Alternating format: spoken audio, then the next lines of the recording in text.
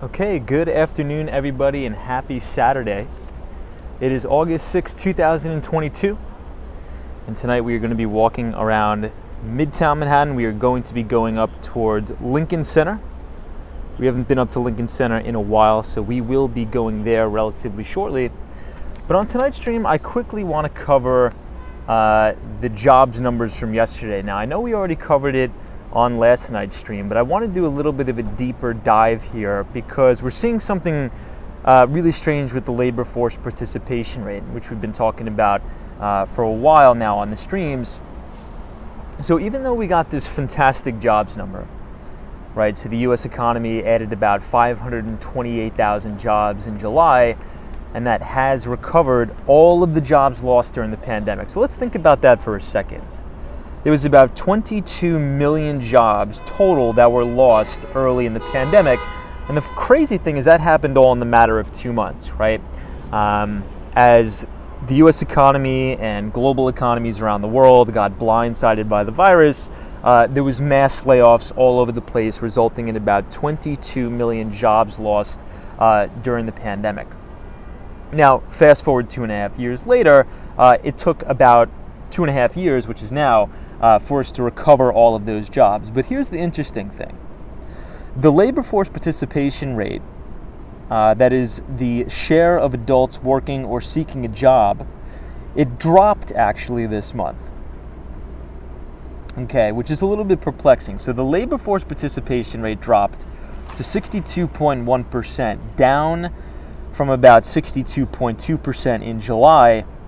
And if we look at the data, if we really dig deep down, while the economy has recovered all of those 22 million jobs that were lost since February of 2020, there's still about 623,000 fewer people who are in the workforce. And this obviously results in, that wage price spiral that we've been talking about. So we're going to unpack that a little bit more tonight on the stream. Obviously, Saturdays and Sundays, we usually don't have a specific topic. We usually take the time off to sort of hang out, chat, walk around. So we'll do that as well. But let me put my laptop away, everybody, and we will get started.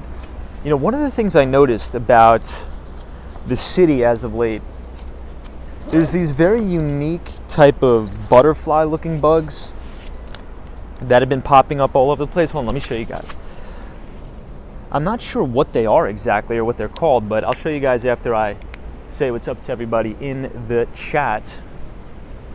But right now we are starting off the live stream on West 60th Street and Broadway. And if you could check this out just for a minute, look at that full moon out. Well, I guess you can't really consider it a full moon. I'm not sure. I think it's a little bit too much cloud cover, but hopefully the clouds will move away so we can see that a little bit later.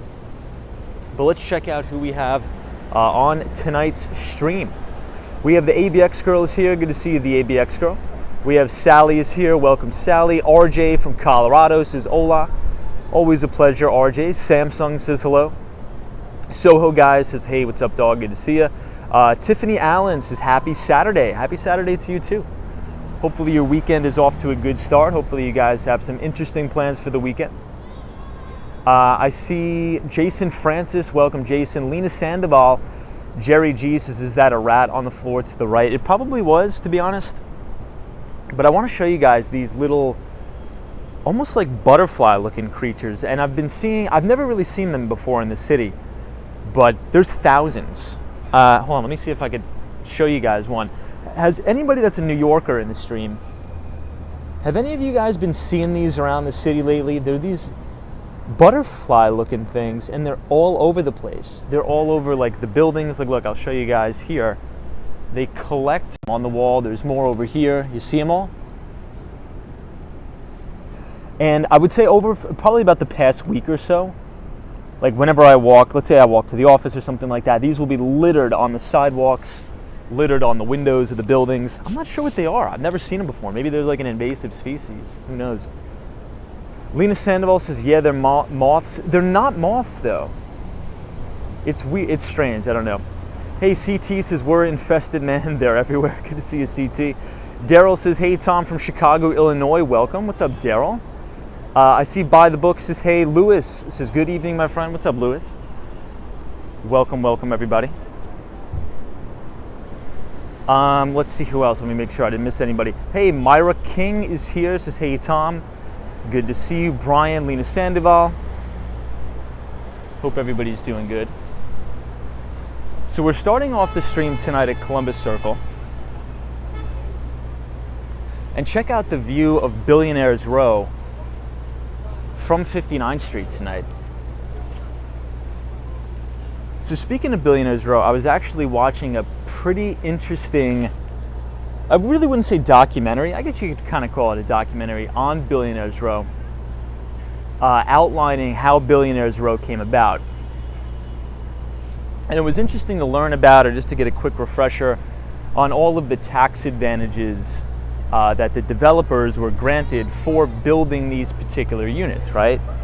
So in some cases, let's say if you buy a unit in Billionaires Row, oftentimes the owner of that particular unit could be paying less in property taxes, than somebody who has, a single family home or something like that in the Bronx, due to, different tax codes and things like that. I wish I could have programmed it in the Nightbot to have you guys check it out, but oftentimes there'll be incentives. Let's say if a developer builds affordable units in one of the outer boroughs or in the Bronx or Brooklyn, then they can get tax advantages or tax incentives that they can actually pass on to the tenants that actually buy the unit. So really interesting stuff.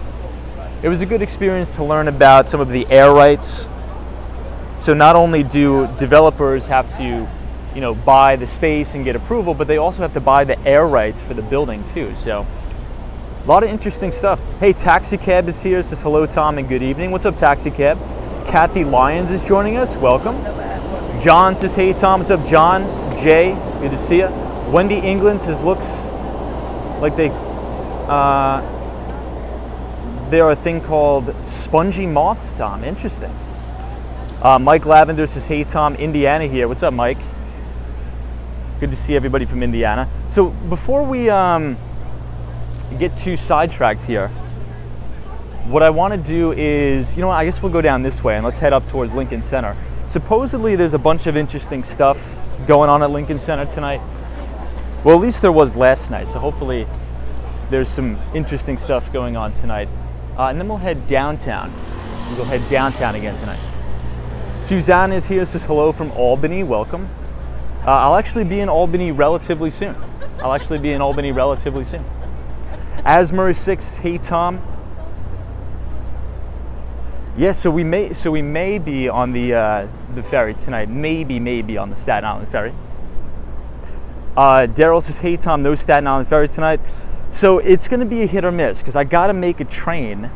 So here's essentially what I was going to do. I was going to take the train down to Wall Street and start streaming there, but I got caught up and I actually took too much time to complete a task which should have only taken like 15 minutes, but it's one of those things that turned into like a 2-hour ordeal. So I'm not sure we're going to be able to make it all the way there and back tonight. But if not, we're going to definitely do it 100% tomorrow. I had to help my friend move an additional item. I was telling you guys, my friend moved from 22nd Street, so East 22nd Street, all the way up to about 81st-ish location. So I had to help him move some stuff again, but turns out the building that he's in, you're only allowed to move during certain hours and you have to schedule the time when you have to move. I guess that stuff happens when you move into, a building with a doorman, things like that. You actually have to schedule your time that you're going to move. So we had to wait 2 hours just to move a couch. So anyway, long story short, we did that. We got it done. Destructionist is here. Says happy Saturday. What's up, Destructionist? Today has been so awesome. My puppy won his first ribbon in a dock diving competition. What? That's insane. Well, congratulations. That's awesome. A dock diving competition. I'm going to have to look some of that stuff up on YouTube. Dock diving competitions. Deborah's here. Says don't do the Staten Island ferry. They are having labor issues, so they're only running once an hour, I think. Really? Whoa, I didn't know that.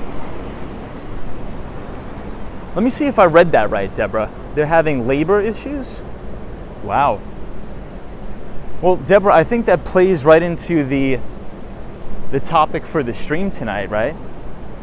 Which is, even though we got that rip-roaring jobs number, so the U.S. economy, we got the non-farm payrolls on Friday. We added about 500, I think just over 500,000 or 500,000 jobs, which is good news, right? We want more people working, we want more people getting jobs. So we did add about 528,000 jobs, but then in the same breath, if you look at the labor force participation rate, in the same month, we added over 500,000 jobs. The labor force participation rate actually ticked down. So even though, so the good news is, let's just give credit where credit's due here. Since the it looks like something is going on in Lincoln Center. Check it out. I'm not sure if you guys could see all those lights over there. Well, we'll check it out. So during the pandemic, since February of 2020, the U.S. economy lost 22 million jobs, and it took about 2 months to do that. So it took about 2 months for all of that job destruction. 22 million jobs lost in 2 months is pretty significant. We haven't seen anything like that ever in my lifetime, at least.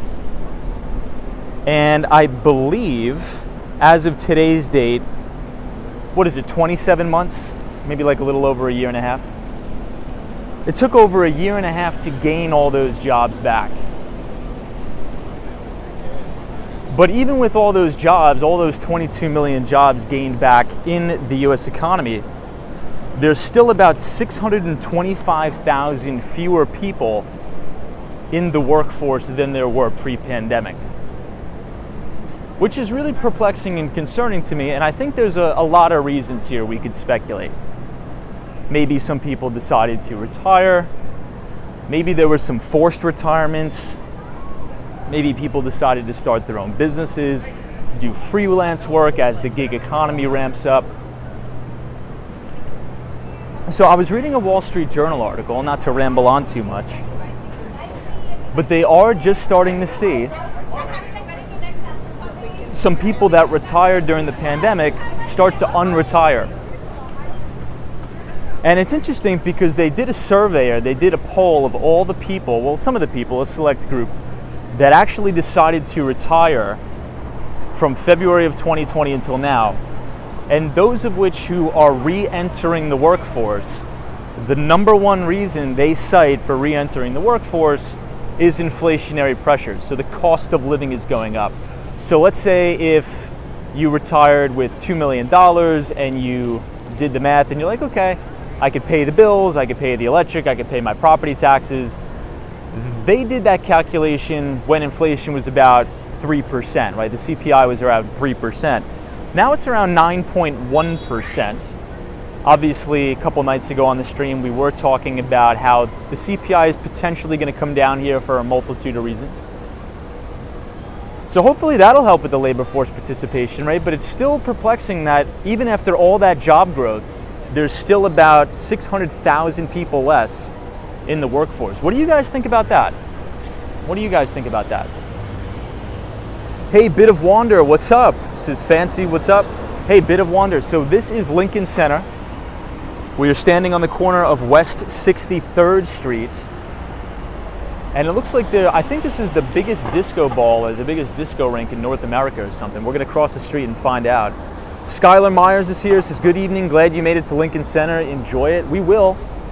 Yeah, we tried to make it last night, we almost made it, but the phone was on like 3% battery and I needed it to take the subway back to Penn Station. Wendy England says they retired or made do with one person working, says Wendy England, that's possible.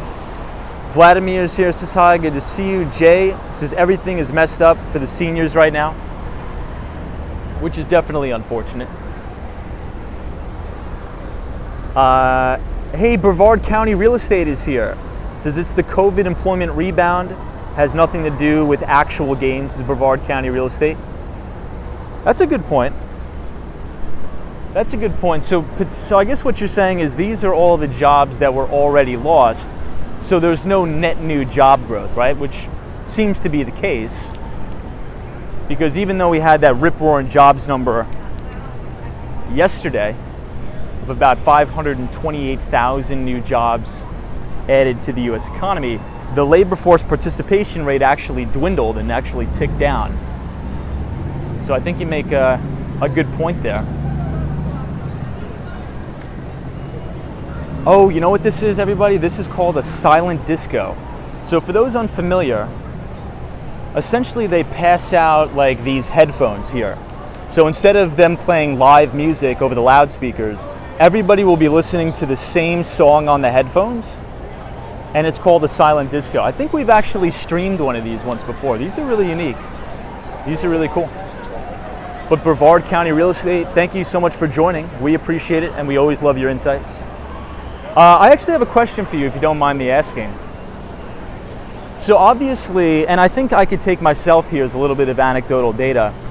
So during the pandemic, I actually made the move down to Southern Florida. Right, I bought an investment property in Miami. Assuming that you're probably still in real estate, either selling or a developer, do you see the demand cooling off for a lot of the snowbirds migrating down to Southern Florida? Well, there's actually a DJ here. That's sick. And if you don't, where is the majority of the buying pressure coming from? Is it foreign investors? Are these speculators, or are these people with actual families looking to move down to Florida and start a new life? What do you think? Hey, Martin McKay says, I'm in Miami, Tom. Awesome, dude.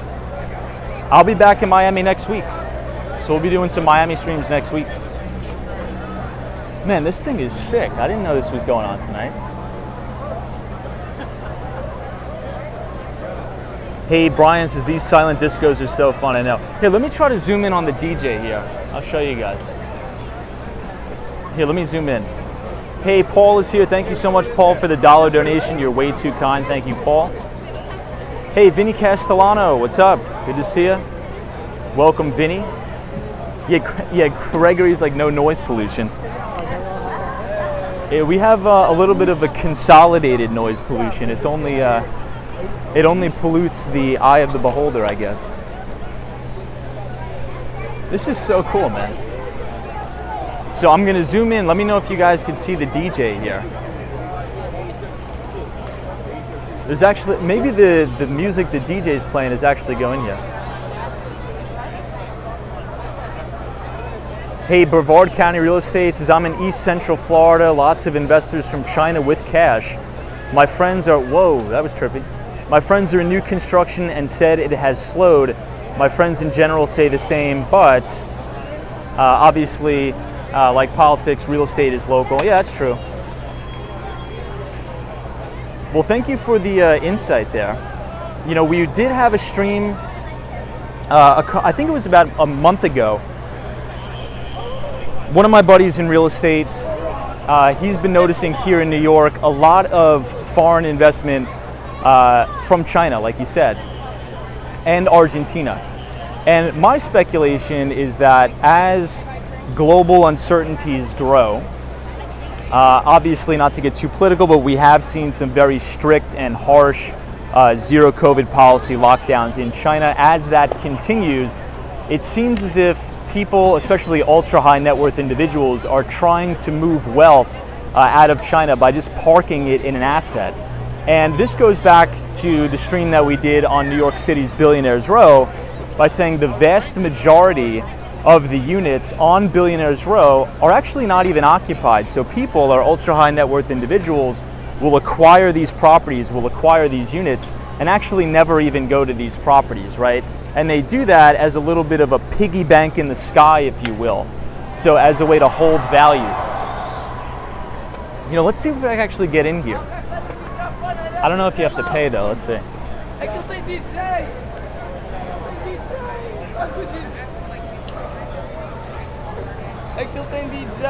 Yeah, Brevard County Real Estate, it's always been a place to park your real estate, all your money in the United States. Yeah, that's true. Jay says, I wanted to retire from my detail business, but with the inflation in the market, I had to put it on hold for a while. Yeah, it seems like a lot of people are saying the same thing. So one of my theories is that if inflation continues to ramp, people are going to be forced back into the workforce, and hopefully that'll help a little bit with the labor force participation rate. But then again, as Brevard County Real Estate was saying, a lot of these job gains are not technically net new jobs. These are just the jobs that were already lost during the pandemic. But at least we're making some progress. Look at this dog here. I think that's a golden retriever, beautiful golden retriever here. Hey, Bina B says, so where in the city is this event being held? So this is Lincoln Center. We are right here, 66th Street, Lincoln Center.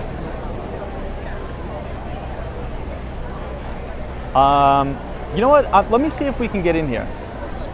Just for fun, it's Saturday night. We'll see if we could go in here. We'll read the sign and we'll see what's going on. Hey, War Walker, what's up? So show us some moves, Tomcat. You may see something. So this is called Summer in the City, May 14th to August 14th.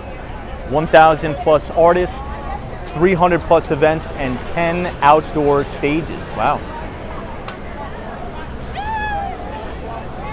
There's definitely always something going on in New York for sure.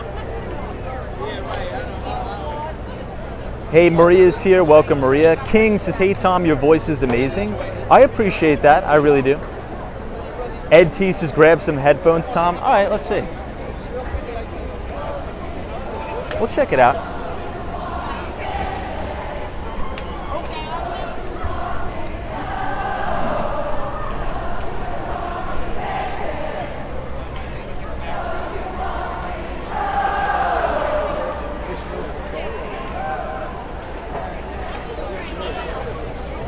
Hey, Ryan Royal, good to see you. Hopefully you're well. Hey, Two Harbors, this is Tom. I think I heard Delta canceled flights due to lack of pilots. Is this true? I heard the same thing. So for anybody, if you want to go to your local gas station or wherever, if you want to read it online, the cover story of the Wall Street Journal today was very good. It was very good. And it sort of breaks down line by line the jobs number we got yesterday, adding over 500,000 jobs. It breaks down the labor force participation rate, and it also goes into a little bit of detail why people that have retired since the pandemic are starting to come back into the labor force. So definitely check that out. Herbert says, Tom, hey, thank you so much, Herbert, for the $2 donation. Says, Tom, I have a good thread you should read. Herbert, send it to me. Either send it via email or if you want to send it to me on Twitter, you could follow @WalksWallStreet on Twitter.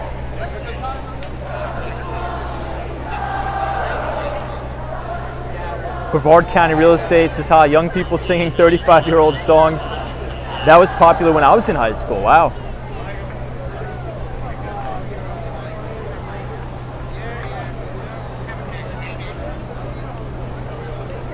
Wendy England says, Tom, pilots and flight attendants are saying that jobs are unsustainable. Well, I think one of the biggest problems, I think there may be a forced retirement age for pilots, right? And again, you could correct me if I'm wrong, but I have some family who works in the power industry and who know people that work in nuclear power, and I think there's a forced retirement age for nuclear engineers as well. So the problem is there's not enough new pilots coming into the workforce to replace the ones that are about to retire. So hopefully, I was reading a funny article about how that movie with Tom Cruise, I forget the name. How could I forget the name? Top Gun has sparked new interest in people wanting to join the Air Force in particular and becoming pilots.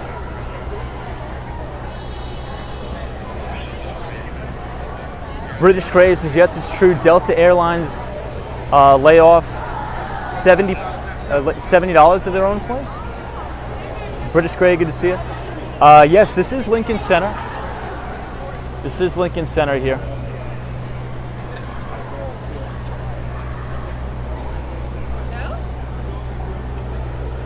Hey, Mike Skate TV says, oh yes, Silent Disco. What's up, Mike Skate TV?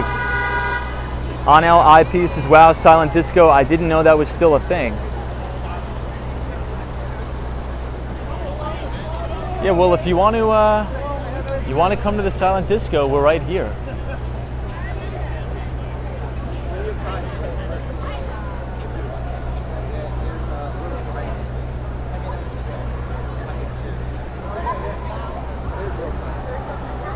Don Smith says airlines pushed out all the high-priced pilots with early retirement because of the jab.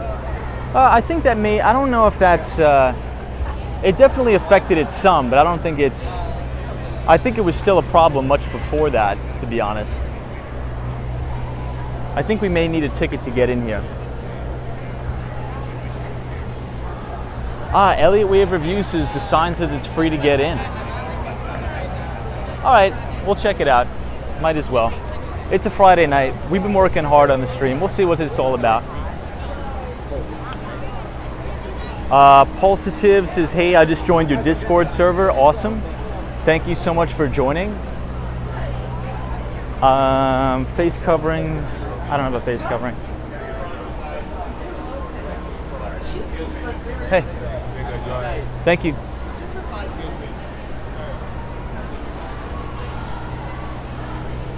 All right. Yeah, looks like we're in, everybody. We'll check it out. We'll do a quick lap. So this is the silent disco at Lincoln Center.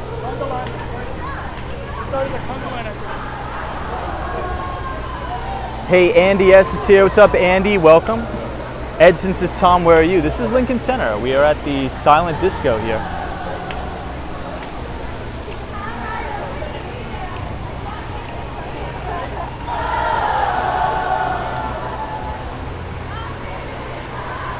Pulsative says, hey Tom, how was your day today? I had a pretty good day. Spent the day relaxing, reading, and then I helped my friend move some stuff. That is why I am up in the, I guess you could call it the Upper West Side neighborhood of New York City today. So check out this massive disco ball here. Hey Paul, thank you so much for the $1 donation. You are very kind. I appreciate it.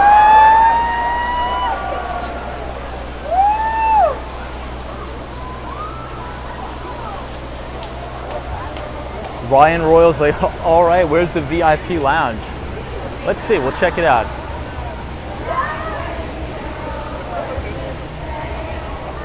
Hey, Roomsy, this is Tom. Rest the camera against something and show us some moves. Yeah, maybe one day we'll do that. All right, we'll do a lap around so I could show you guys the venue.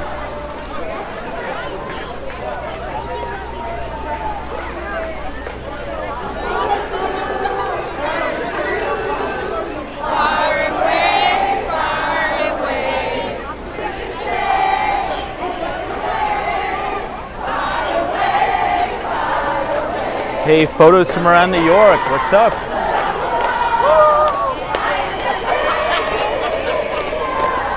Yeah, this is the silent disco photos. Hey, OT says, what's up, Tom? What's up, OT? Deborah says, what song is this? This song is called Titanium. Hey, Handsome Devils here. This is excellent quality as always. Thank you. All right, let's try to. Oh, Ryan Royal, I think we found the VIP lounge for you, my friend. Hey, Charlie, we got Charlie Richardson. Good afternoon, Charlie.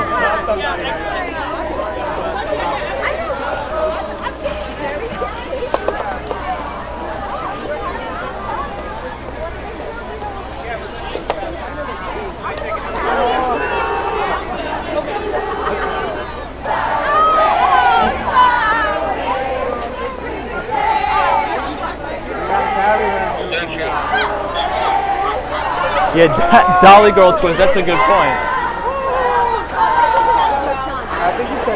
Look at this guy cooking with the ice cream. Love that.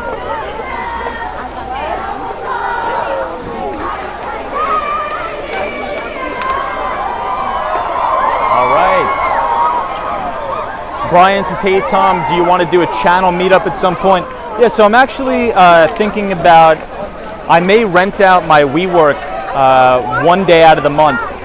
And we'll do like a meetup, in-person networking for everybody who wants to talk about investing, real estate, you know, anything, startups. I have a couple friends that are going to help me put it on, so that's to be determined.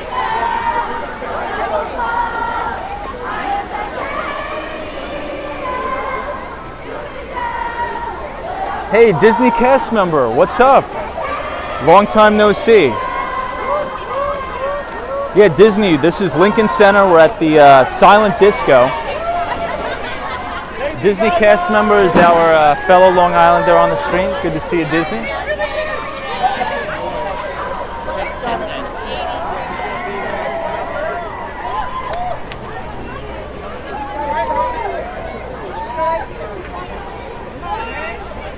Hey, Patricia Ivory, welcome.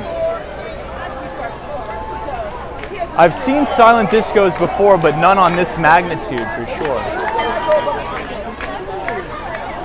Stonk Marks is calling me old-fashioned, but I like loud music.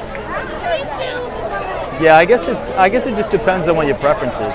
Hey, Sunshine After Rain is joining us. Good to see you, Sunshine. Welcome.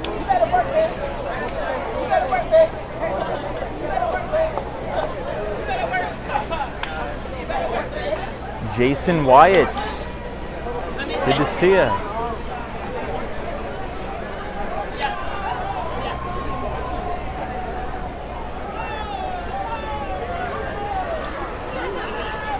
Hey, David Randall says, I enjoy watching, but it makes me feel old. David, welcome. Happy Saturday to you, my friend. Well, at least there'll be no copyright, right? I think every one of the streams gets copyrighted, but I think this venue sets it up for no copyright. I think it's cool. I think it's very unique. Marjorie Graham says, evening, Tom. Good to see you, Marjorie. Welcome. So these are the headphones. So you could grab a pair of headphones here, listen to some tunes, rock out. Hey, Carson is here. What's up, Carson?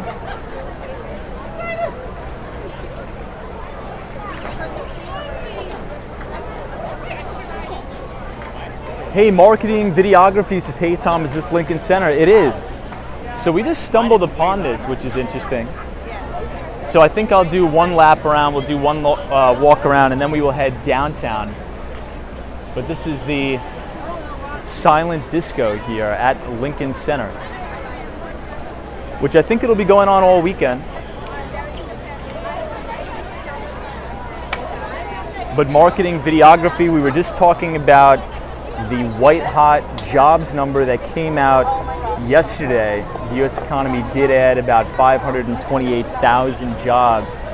The bad news, though, is that the labor force participation rate actually declined, even though we got that big jobs print. Marjorie says, where are we headed tonight? Well, we were supposed to head to the Staten Island Ferry, but I'm not sure we're going to have time for that. But we'll see.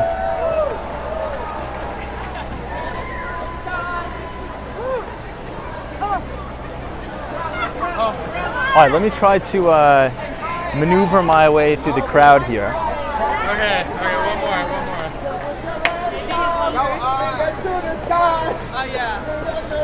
And then we will head back downtown.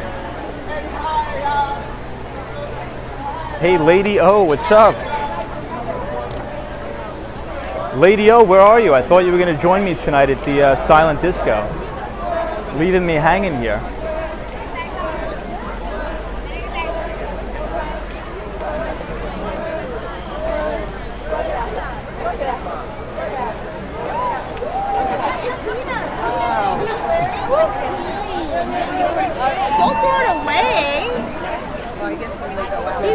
Check out how massive the disco ball is here.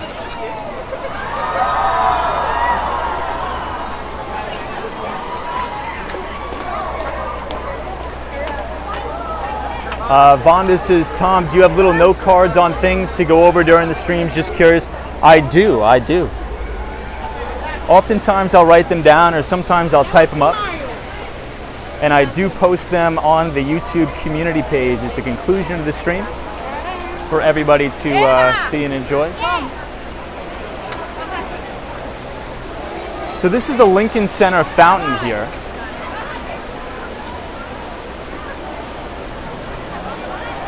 Jones' really massive disco ball.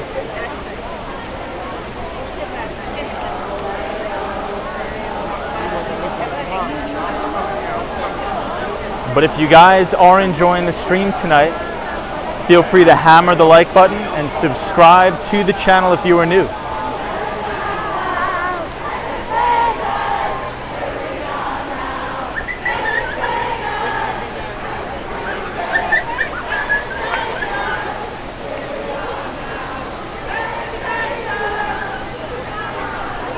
Yeah, Lady O, isn't this cool? This is awesome here.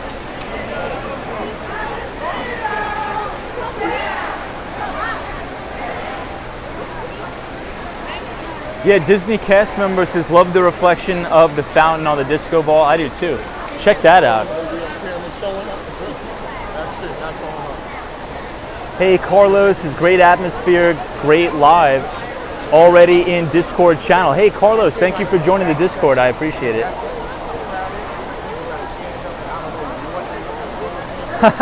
Destructionist, I agree. I'll sing along to that.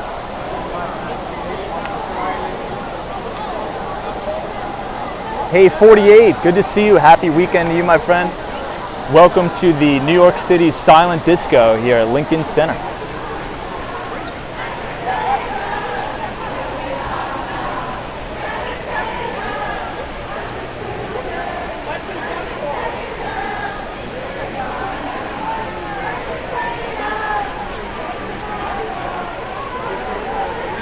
Whoa, nice.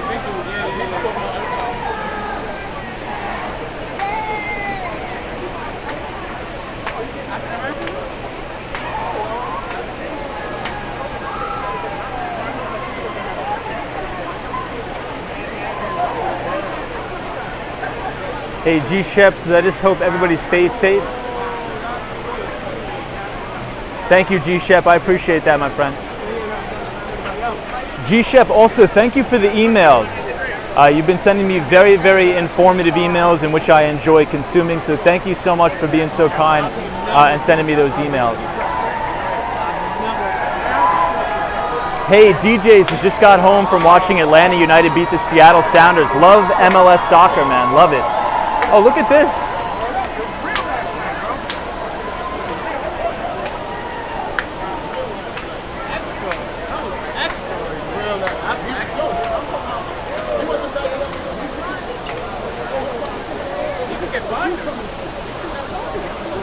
Something to watch is what's the address of this place? This is Lincoln Center at 66th Street and Broadway.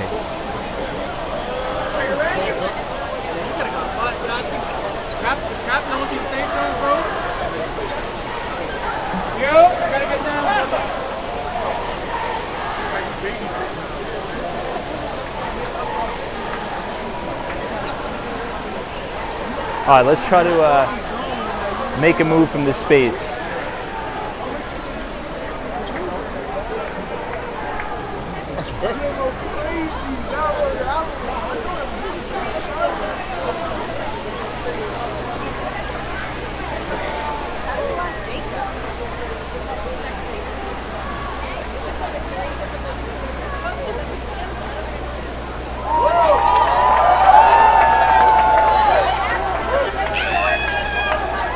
Hey, somebody says, what's the difference between the green headsets and the red headsets? I'm not sure. I really don't know, to be honest. Well, now I think they're just changing colors all the time. Hey, Deborah says, Tom, do you follow Premier League football? If so, which is your team? I don't usually follow sports, but if I do, I'll probably maybe turn on an MLS game or something like that. I used to follow it, but ever since the pandemic, I haven't really been following it at all.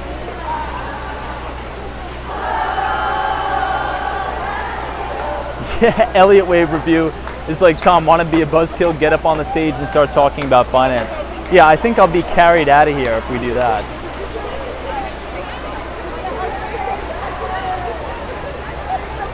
But look at how awesome the fountain looks here. The fountain looks amazing.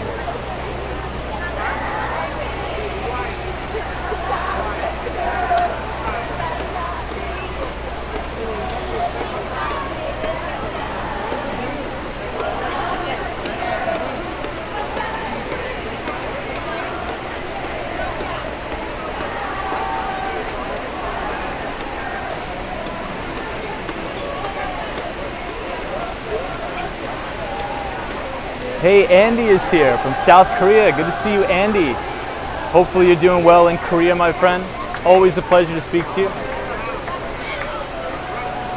Yeah, Disney cast members like one-man finance mosh pit. Wow. Carson says, one of my friends plays for FC Dallas. Cool to follow him. Awesome, man. That's sick.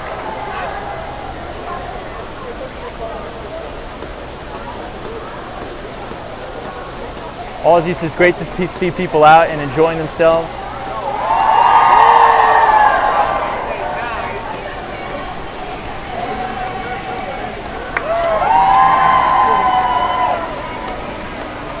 Yeah, Ed T is like, how do they talk to each other? I don't know.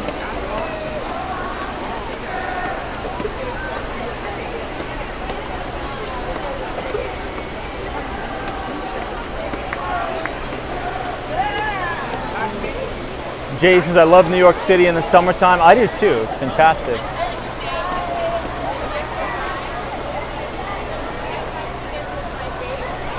Hey, NMB 045, what is up? You're having a better time now, right? Good to see you, NMB 045.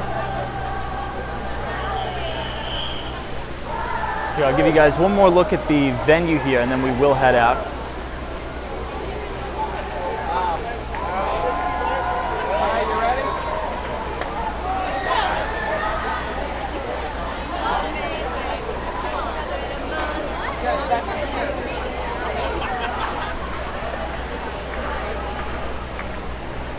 All right, that was fun. Okay, you gotta go down. I'm not sure. Let me see which way we got to go. Can we go out the same way we came from? I guess there's only one way to find out, right?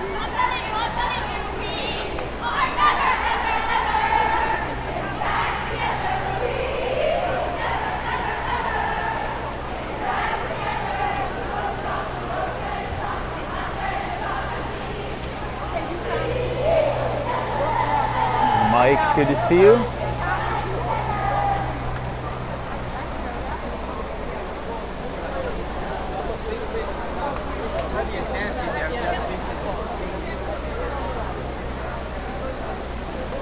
Welcome, Mike C.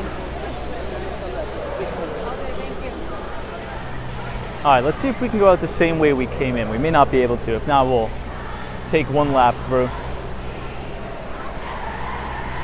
But if anybody wants to come here themselves, this is, could we go out the same way we came, or we got to go out this way? The exit will be on the other side. Awesome, thank you. All right, everybody, so the exit is on the other side. Yeah, Ladios, that was a lot of fun. It was awesome. So the exit is on the other side, so I guess we'll take one more pass at the silent disco. And then we will head out.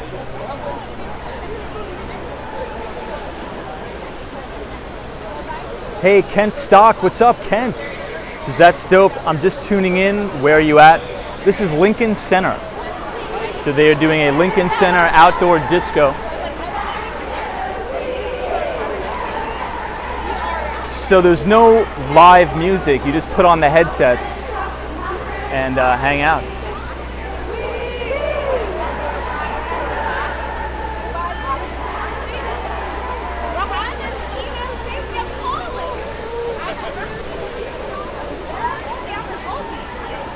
All right, I think he said exits on the other side, so I guess let's try to navigate our way to the exits, right?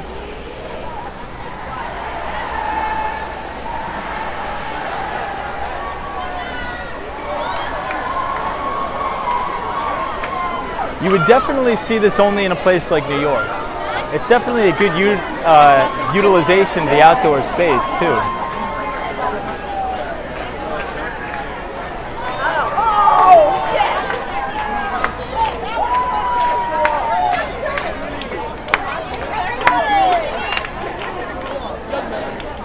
Hey, Mini MJ is here. Good to see you, Mini MJ.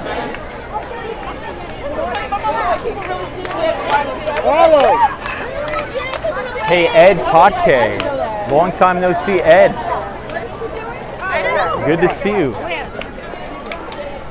All right, Ed, we're going to try to navigate our way out of here.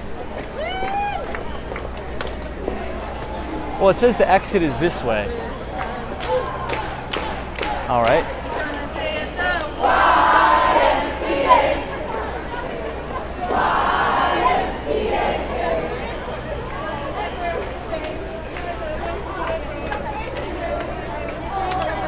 There's volume controls.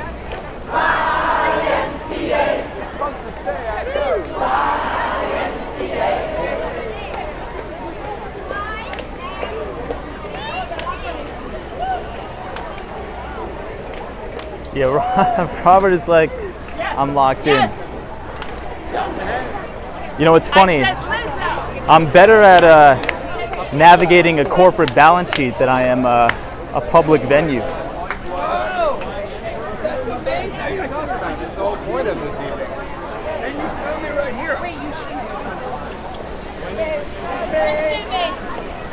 If you want to know your way around a 10K or a 10Q, I'm your guy. But a silent disco, looks like we're going to be locked in here for a while.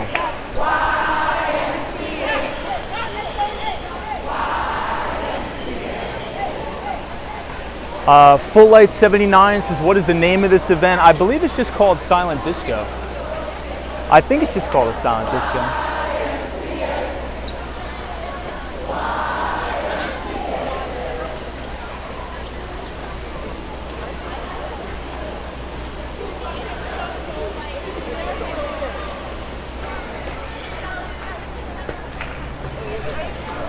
Okay, maybe we'll go past the baggage check. Here it is. We got to go up and around. So, Denise says, how much is it to get in? It was free. You can just walk in. It's free. They have it up here at Lincoln Center. Okay, actually, this isn't the way to get out.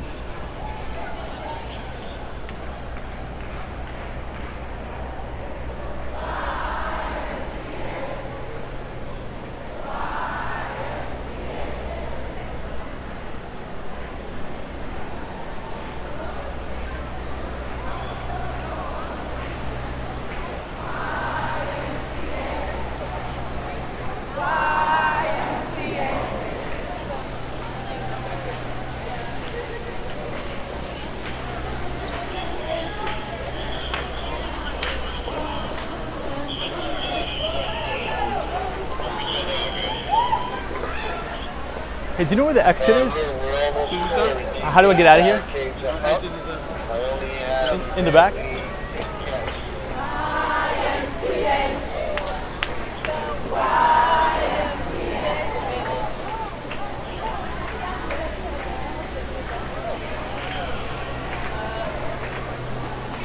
All right.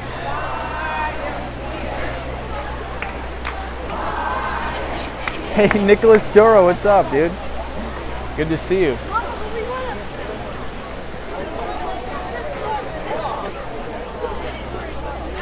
Well, the sign over there said exit this way.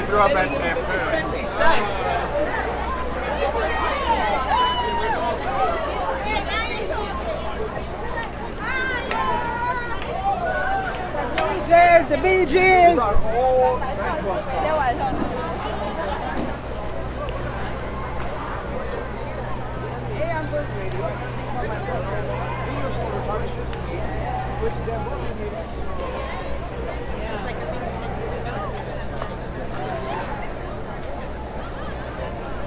Hey, Mike C, what's up? Hey, Smee Media. Yeah, Smee Media is like you could check in anytime, but you can never leave. That's funny.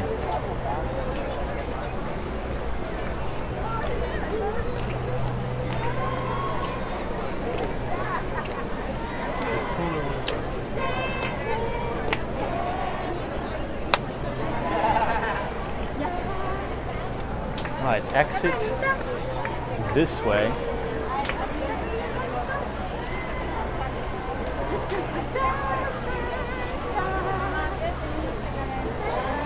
Hey, sweet country living in Michigan, what's up?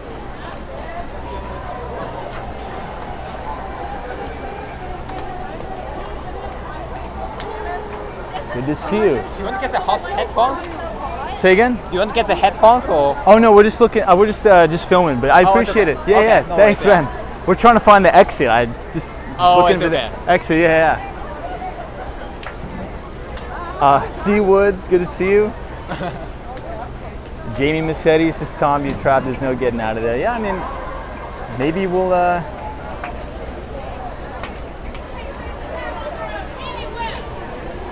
All right, we're gonna go to the left side of the stage.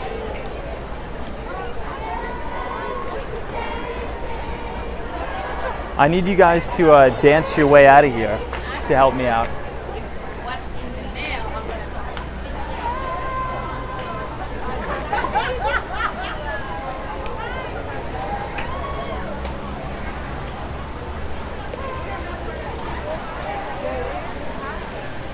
All right, we made it. We made it out of here, guys. This was fun. This was cool.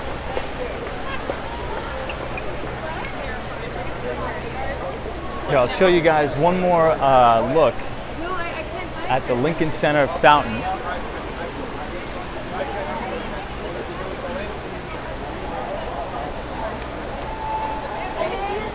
Hey, Marcy, what's up? Good to see you, Marcy. All right, let's head out now. That was cool. That was fun.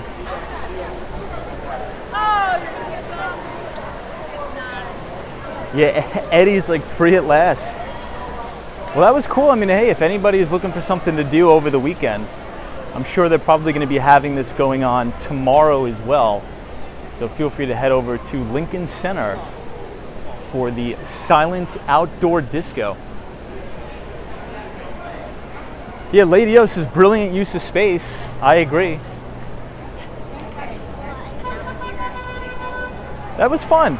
You know, if anybody's looking to do for something free to do on the weekends, I think this is probably one of the best free things to do in the city, right?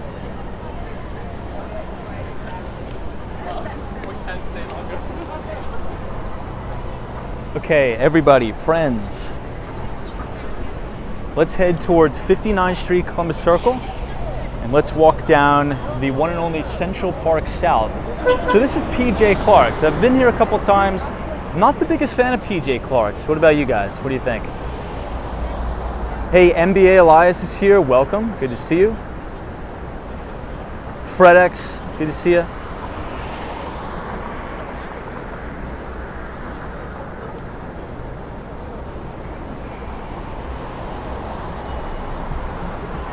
Yeah, Mike, see, that's true. Hey, Charles says, Tom, this disco place seems to be like a black hole, easy to get in but impossible to get out. Yeah, it's true. So the humidity has yet to break in the city, but I think next week is going to be a little bit better.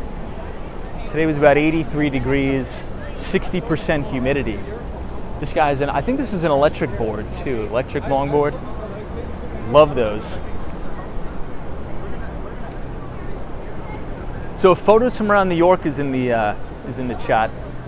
What do you think about PJ Clark's? Not a big fan, to be honest. It's all right.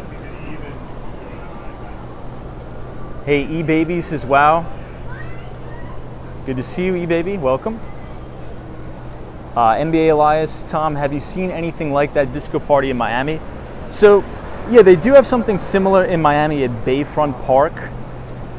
But I think I was in New York when they had it. Usually they have those type of venues at Bayfront Park in Miami.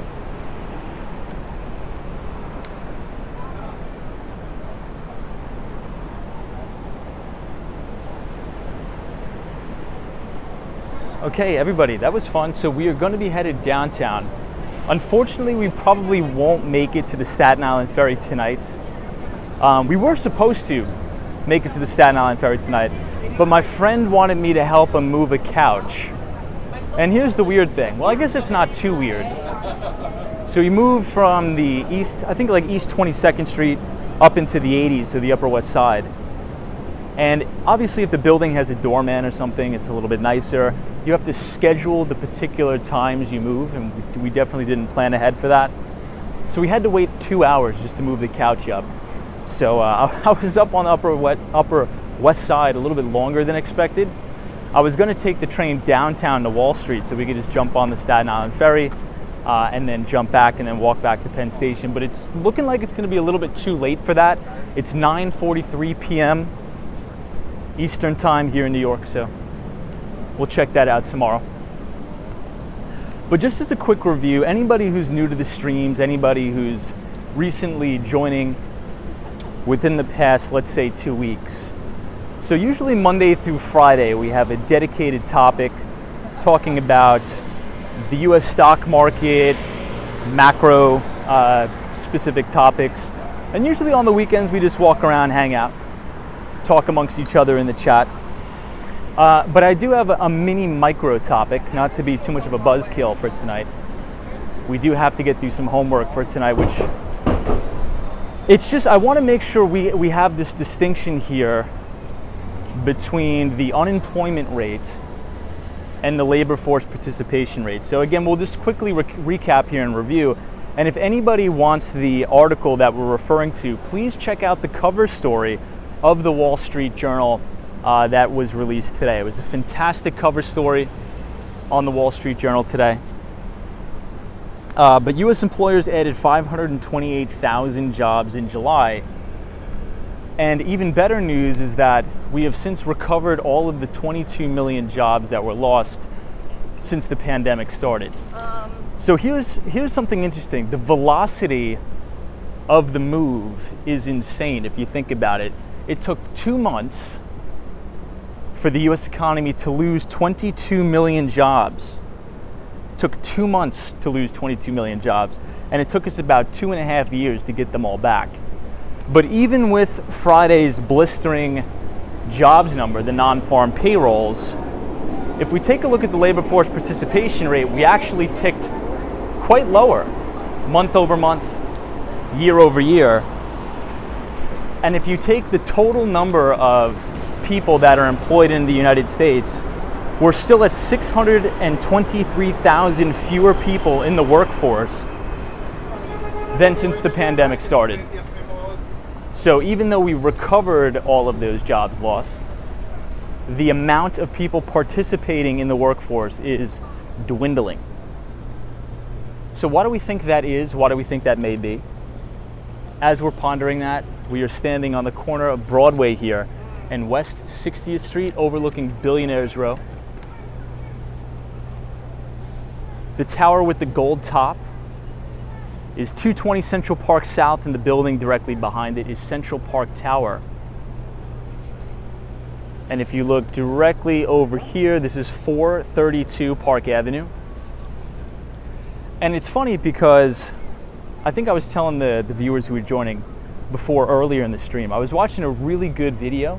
I'm not sure I would go as far to call it a documentary, but it was outlining the origins of Billionaires Row.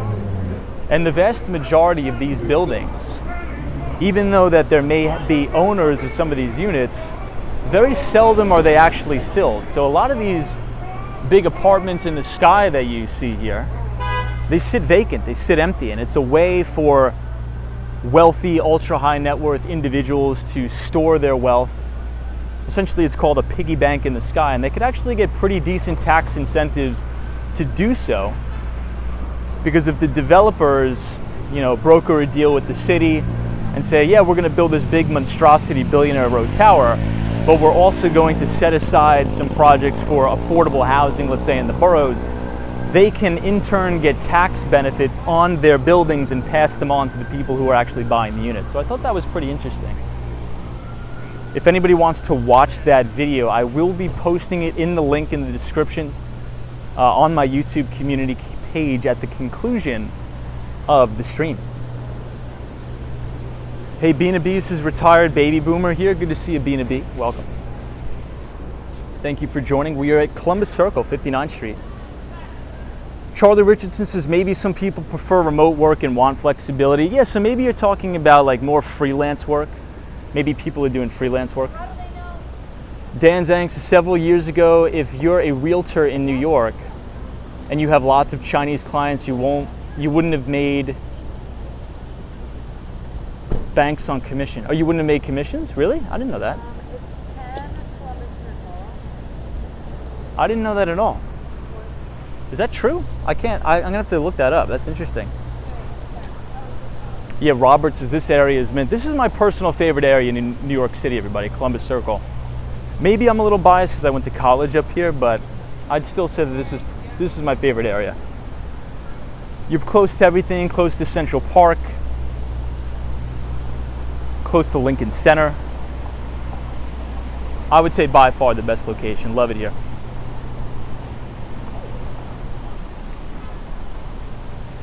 Dan says you would have made a lot of money on commissions. Interesting.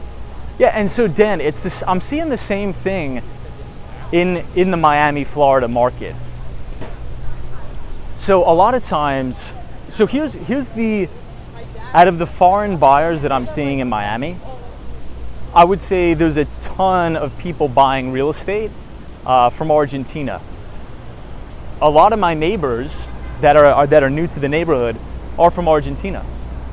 And I'm seeing that they're buying the homes for their kids to live in while they're going to school and things like that. So it seems like the United States is a safer place than the rest of the world for people to sort of move their net worths out of their particular countries. Wow, check this out, everybody. Look at that full moon we have over here. Beautiful. Hey, BB is here. So some people have left jobs that pay low wages because they don't cover basic living expenses like housing and groceries. They started businesses, used creative skills, and some retired, says BB. Yeah, I mean, it seems like that's what's been happening, right? It seems like that's what's been happening. You know, I think the pandemic has taught people a lot of things about productivity, the way we can work, the way people value money over time.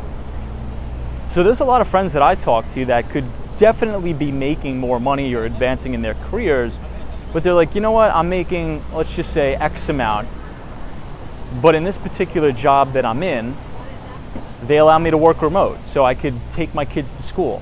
I could pick my kids up from school. I could, go to all of their soccer games or baseball games or whatnot. And to some people, that's more valuable. And I think that's pretty reasonable and rational to say. That's more valuable than, I don't know, let's say I would even say $100,000 more in comp. But we are now looking over the Trump International Hotel and Tower. Martin says, hey Tom, how about weekend daytime stroll through Central Park, like in the afternoon? Maybe we'll do that. And not ask for a steak. The only thing, it's very difficult for me to stream during the day, because the day is when I get all my work done for work, right? And my planning and stuff like that. And then usually at 8:30 is when I wind down, take it easy and stream for everybody.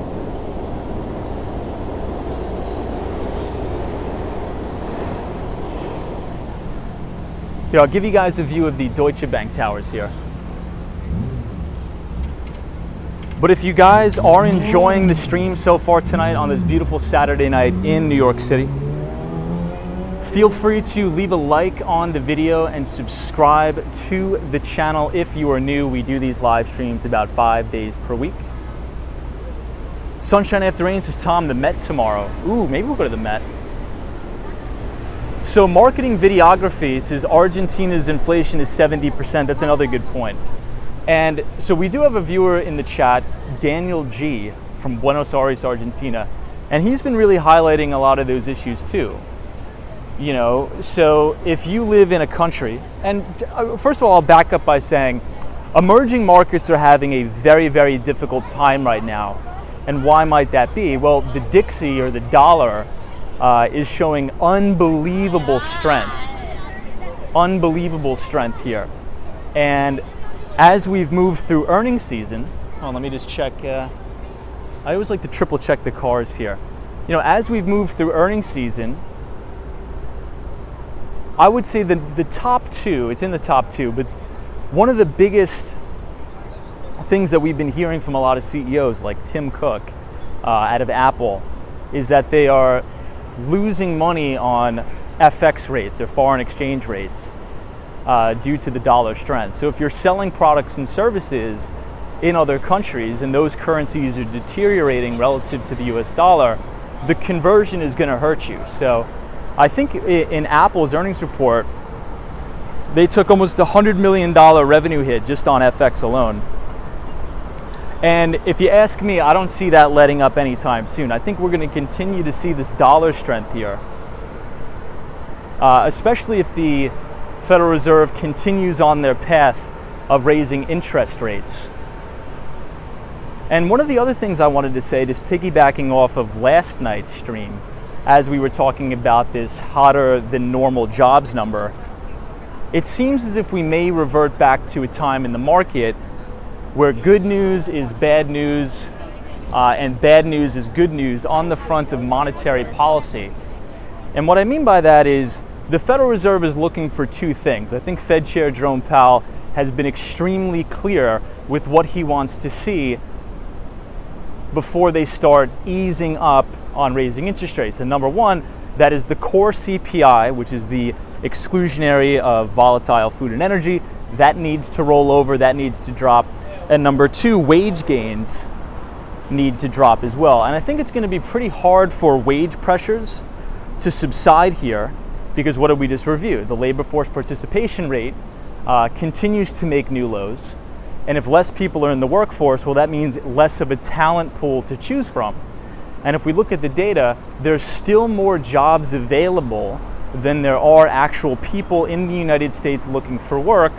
So there's less of a talent pool to choose from, so the employees have more bargaining power.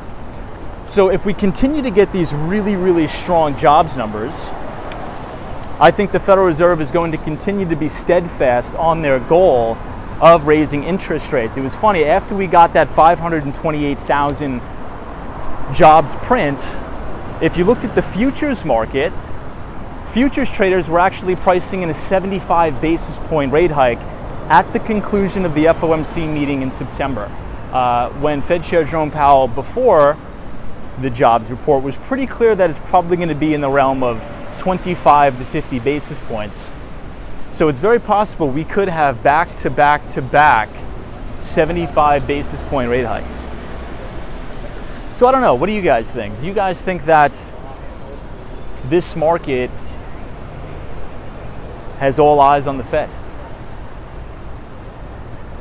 So we're on the corner of 7th Avenue and 57th Street, overlooking the world famous Carnegie Hall here. That's unfortunately under construction, so this scaffolding I think will be up here for another couple of years, which is unfortunate because the facade of this building is absolutely breathtaking, by the way. And if you look downtown, you could actually see all the way down to Times Square.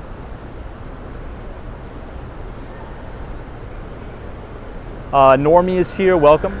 Dolly Girl Twins, good to see you. So Normie says Russia and China are brewing up a challenge to the dollar by creating a new reserve currency. Interesting, interesting. So do we think that the US dollar will ever be dethroned as the world reserve currency?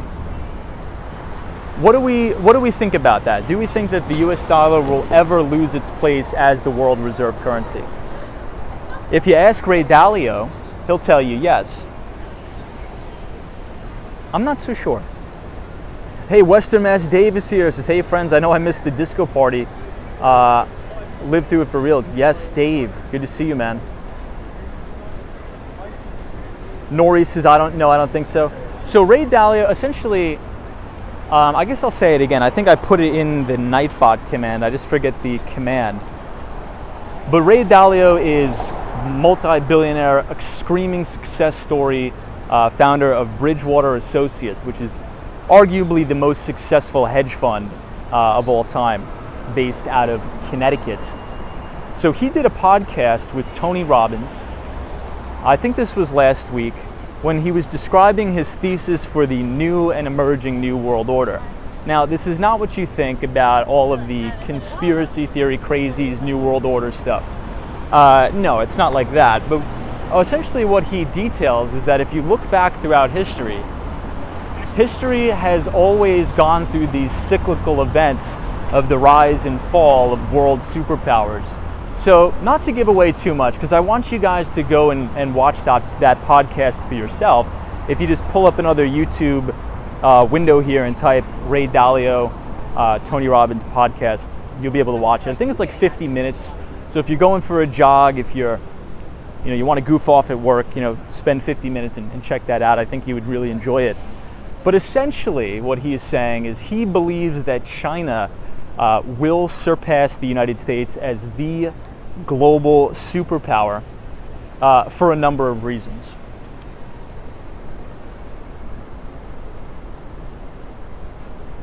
Yeah, Mike C, I know. Hey, Lori E says, I think another global currency will emerge in the future, and I think this is part of the current plan. Interesting. So we're standing outside of 157, which was actually the original Billionaires Row building, which kicked off this whole trend of building these mega luxury towers in New York. And I believe the developers is the Extel Group. I think some of the most notable residents in this tower is Michael Dell and William Ackman, or Bill Ackman, which is the founder of Pershing Square Investments. So Bill Ackman was actually just on CNBC as he was going after a lot of the credit card processors and the payment processors pretty hard. So if you guys want to check out those interviews, definitely check it out as well. I think Bill Ackman did a really good job. But the cool thing about 157 is that the apartments or the condominiums share all the same amenities with the Park Hyatt. So they have a pool, they have full gym and workout rooms. The place is amazing here. I was actually in here one time, and it is stunning. It's almost jaw-dropping, the amount of amenities they have. It's almost like it's almost crazy.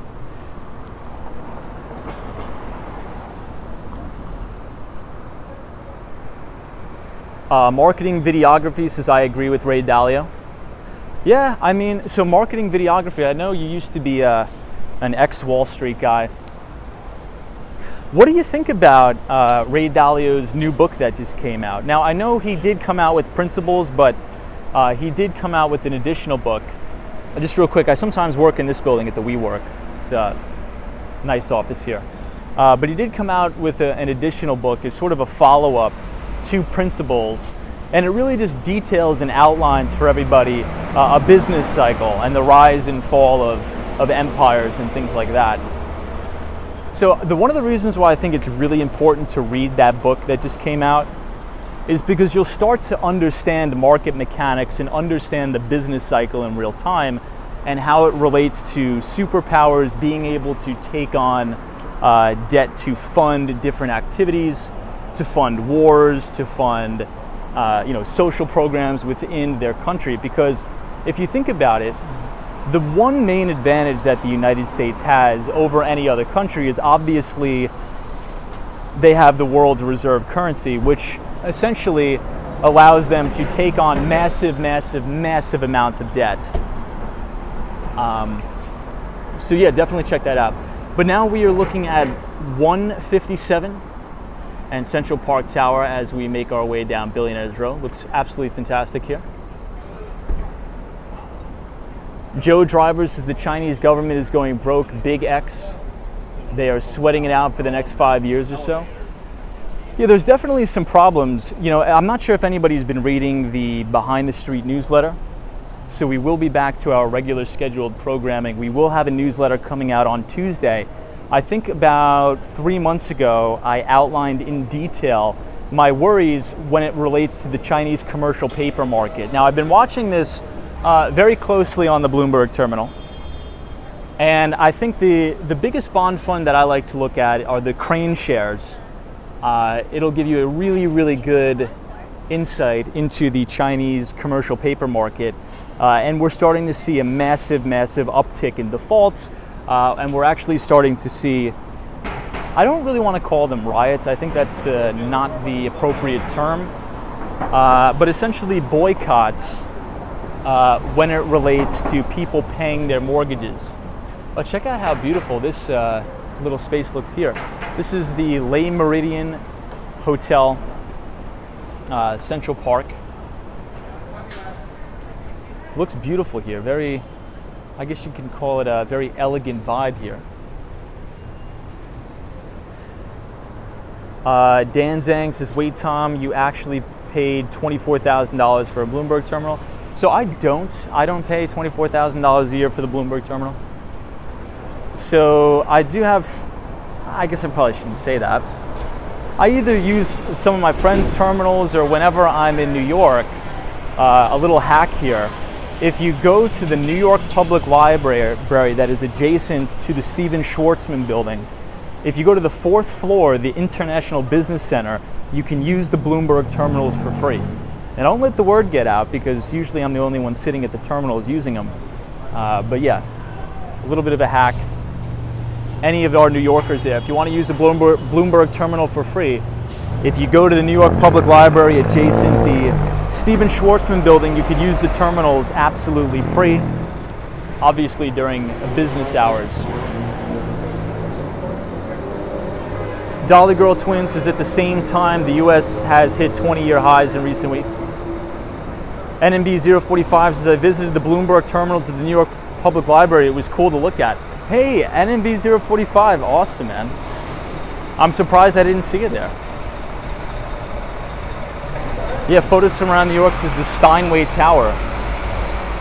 So photos, I was watching an interesting documentary. I'm just going to call it a documentary for lack of a better terminology here, on all of those Billionaire Row buildings. So the Steinway building, I think, has 84 floors, but there's only 60 units in the entire building.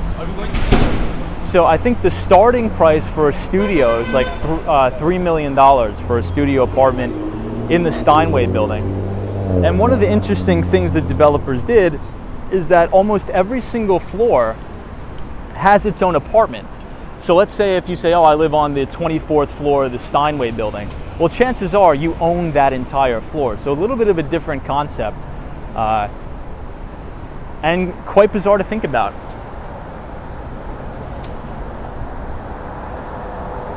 Dan Zhang says, wow, that's good to know. I guess I'll see you there next time. Bubble tea on me. Dude, hit me up anytime, man. Send me an email. G Shep says, if anybody wants to know about China. Yeah, so G Shep, just to give you a little bit of a background, G Shep has been sending me very, very interesting information on China. I'm not going to go into too much detail because, he's anonymous and I'm, not. But a lot of new information that I have not known about China.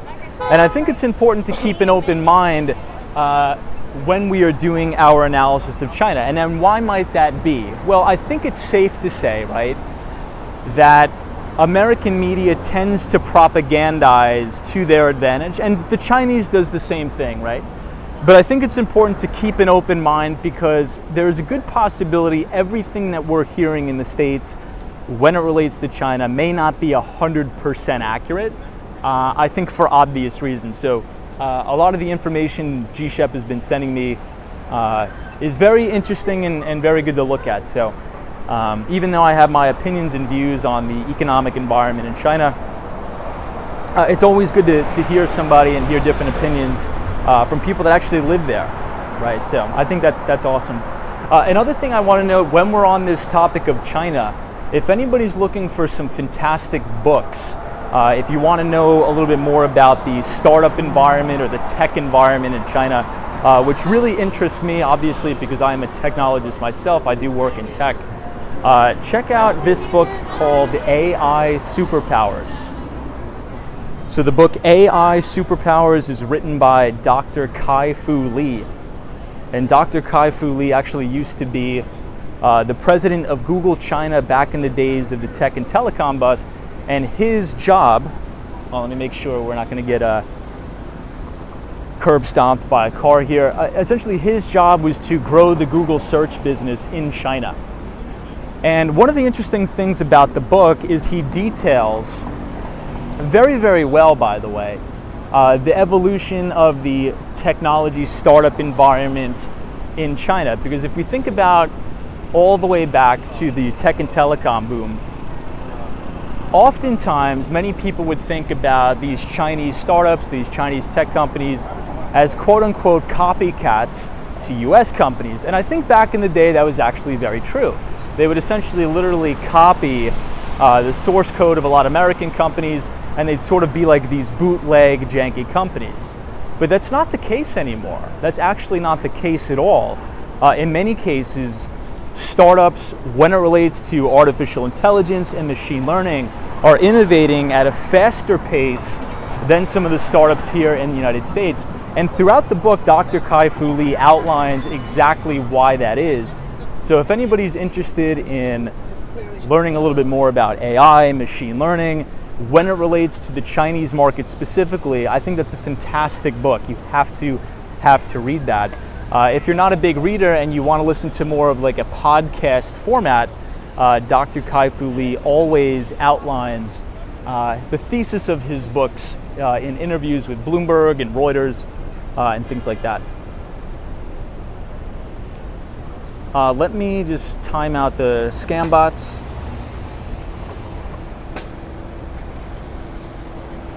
Sherry G, good to see you. Tiffany Allen's the second recommendation of the night. Emmanuel, good to see you. Hey Emmanuel, what's up? Austin City Limits says, be careful, Tom. We will. Thank you, Austin City Limits.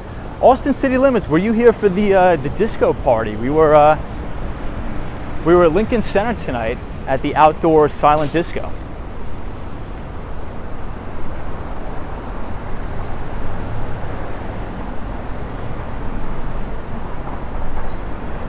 Zabatata says, I find information in the US is very one-dimensional and soundbite based. I agree with that.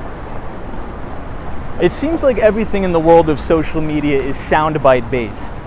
And that's why I like to do live streams, because these live streams are unedited and they last for 2 hours. Yeah, Lady O says it was an awesome party. Lady O was supposed to meet me there, but she left me hanging. It's all right. No hard feelings. Mike C says, my friend served on the grand jury for a year, and it was crazy how many Chinese corporate espionage cases there were. Wow.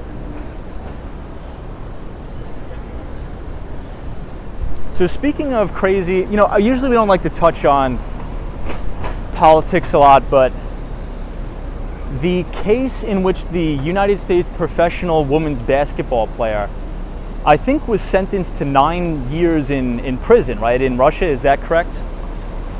I just want to make sure I get my facts straight.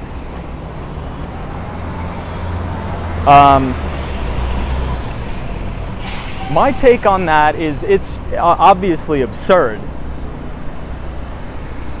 And obviously the United States is trying to do something to get her back to the United States as fast as possible. But if that's the precedent we're standing, I think we should release every single person in the United States that was incarcerated for petty marijuana crimes.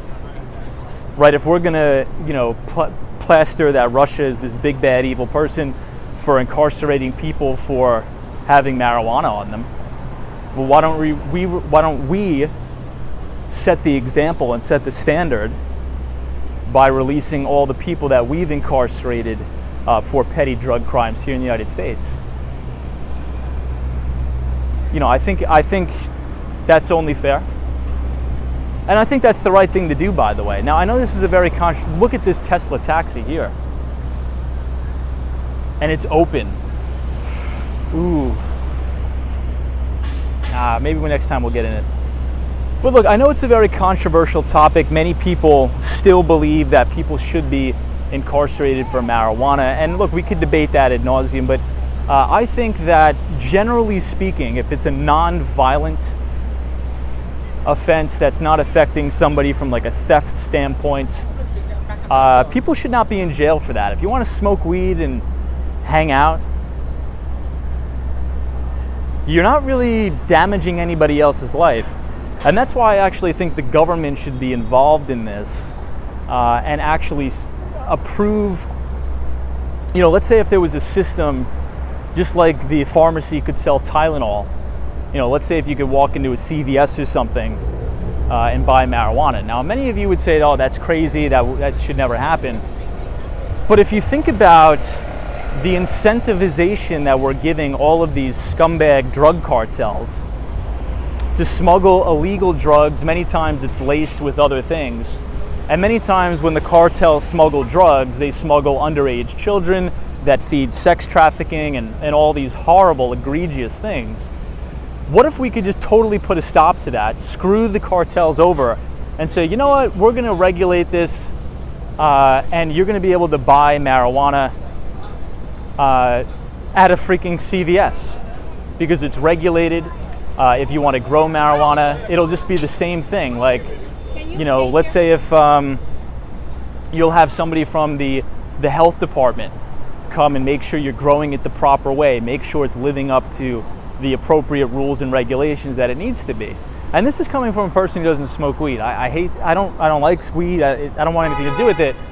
But if you see like just what a disaster the war on drugs have been, right? I think if we could just nip at least a little bit of that in the butt and get rid of it, I think it would make more sense. But anyway, I won't go on a huge tirade.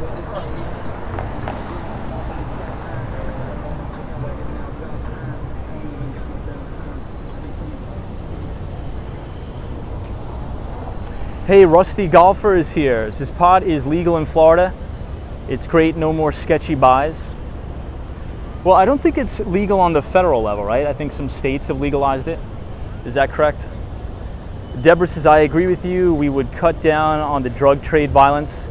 Unfortunately, the cartels would still control the heroin, etc. Yeah, I mean, I have very strong opinions on that too.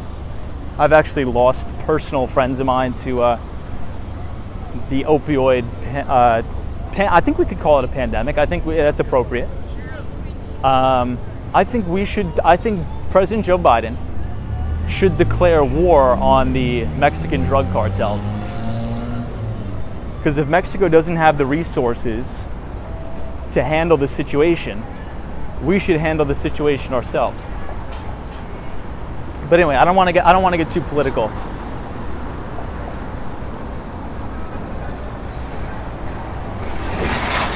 Last thing I'll say is also it would be a lot safer, right? I mean, I'm not sure if we could quantify this, but imagine all of the particular drug deals that have gone wrong. You know, you go up to some sketchy car, you know, maybe somebody thinks you're pulling a gun, and then next thing you know, there's a big gangbang that breaks out. What if you could just go into a United States regulated pharmacy, buy what you want, you know it's going to be safe, you know it's not going to be laced with anything, the government's making money on the tax dollars, and everybody's safe, everybody's fine. But I know it probably won't play out like that, but that's the only idea I got. So we're on the corner of West 50th Street and Avenue of the Americas, standing directly under Radio City Music Hall, where they put on the beautiful Rockettes every single Christmas. Jamie says the opioid crisis was created by Big Pharma. That is true. That is true.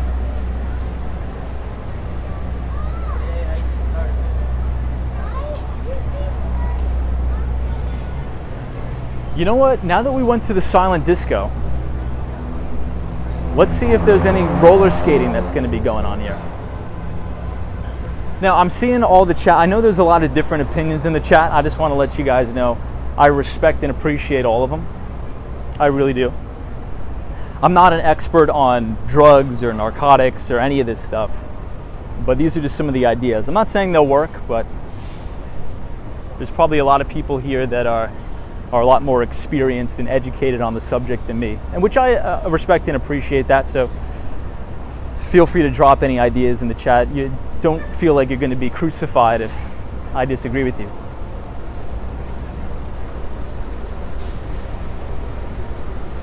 Yes, Samantha J says legal doesn't always mean good. People have to use their moral compass.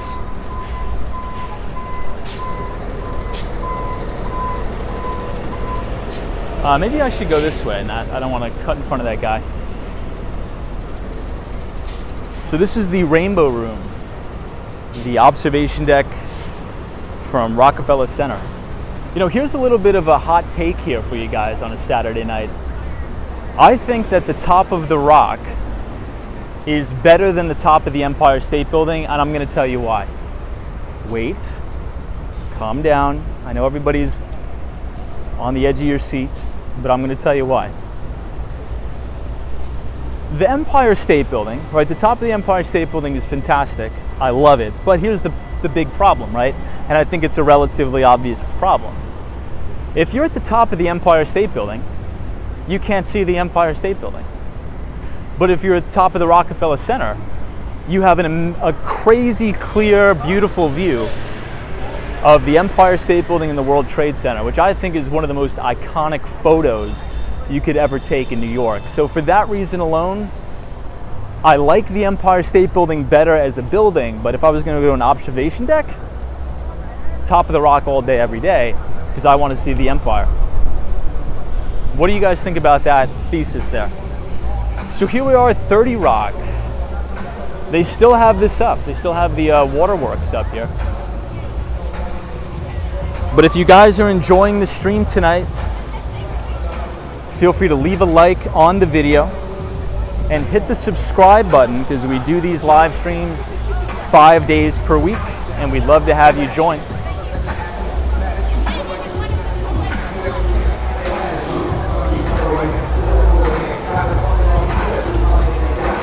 Yeah, Marcy's has never been to the top of the rock, but that's what I heard.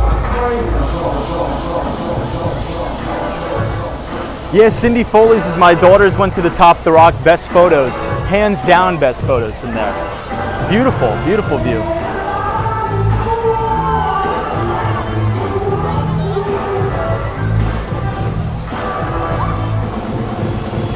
Hey, Melissa 2087, good to see you. Says, when does the roller skating end? I'm not sure, but let's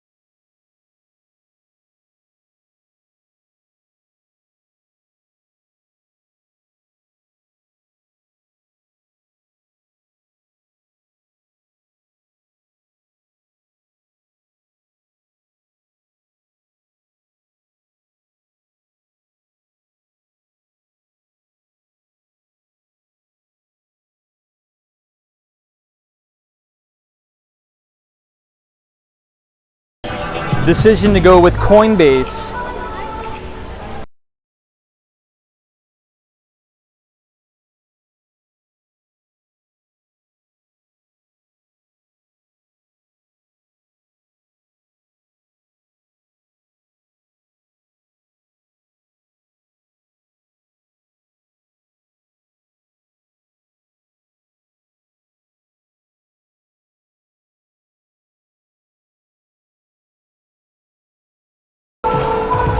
Hey, Thomas Brady says, hey Tom, great night out tonight. Thank you, Tom. Good to see you, Thomas.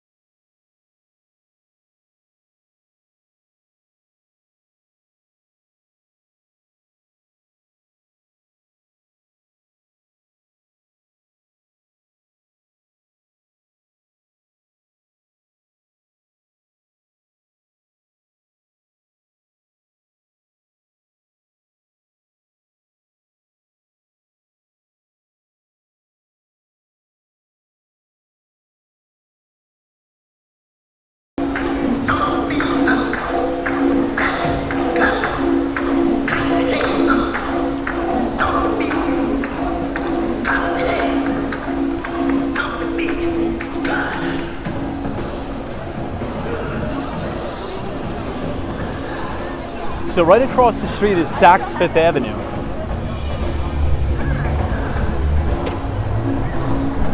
What do you think, guys? Should we take one walk around? We'll take one lap around the ring.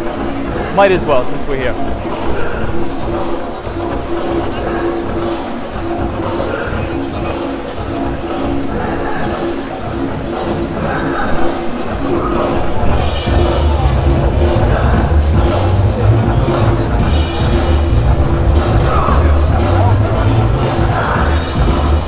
Lemonade, what's up? Good to see you.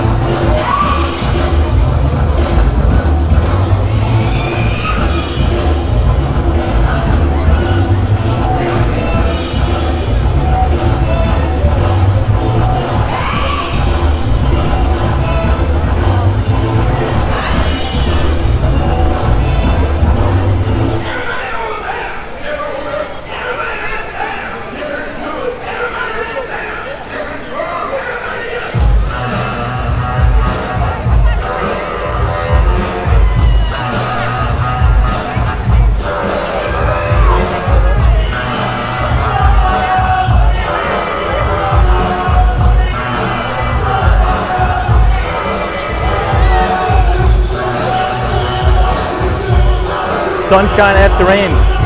Hopefully we'll have the skateboard back soon, Sunshine.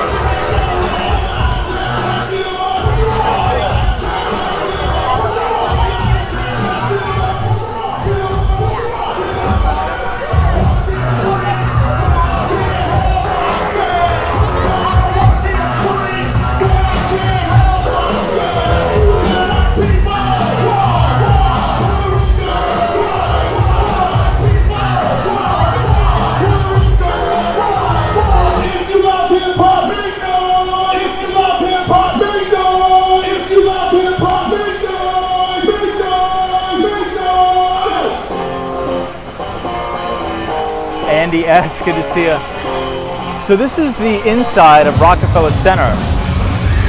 And they actually redid the entire, I think the entire basement they redid.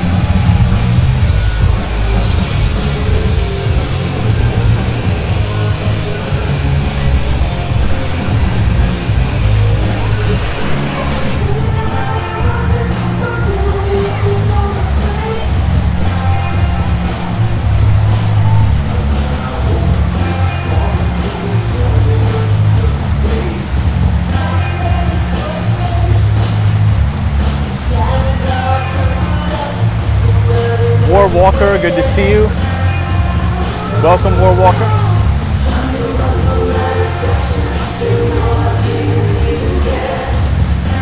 NG is here, says hello. Good to see you. NG, we are at Rockefeller Center today.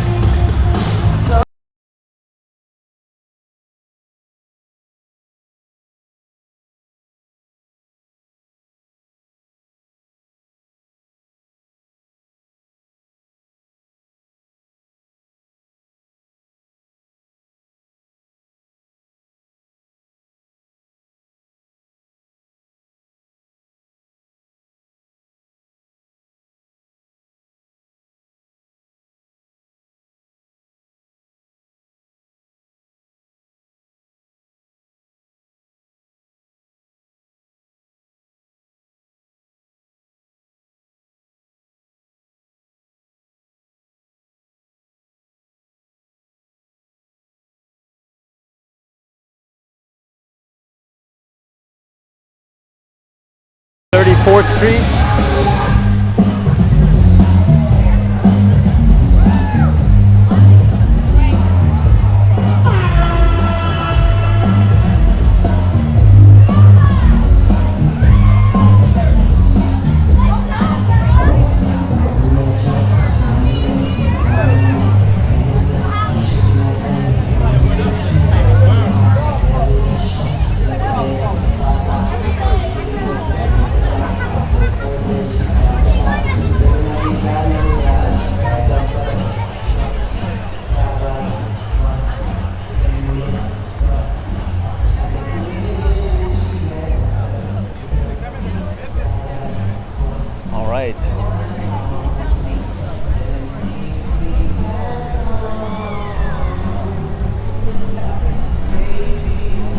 So let's get back on 6th Avenue and head downtown to 34th Street.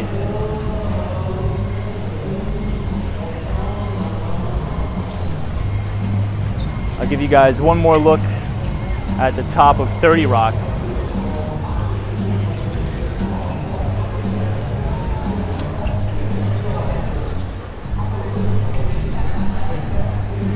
It's really, really windy tonight too. I think it may rain. Hey, Michelle K says, loving the stream, Tom. Thank you so much. Thank you, Michelle. Appreciate it. Always a pleasure to see you, Michelle. You know, the breeze is nice because it's been about 60 to 80% humidity in the city.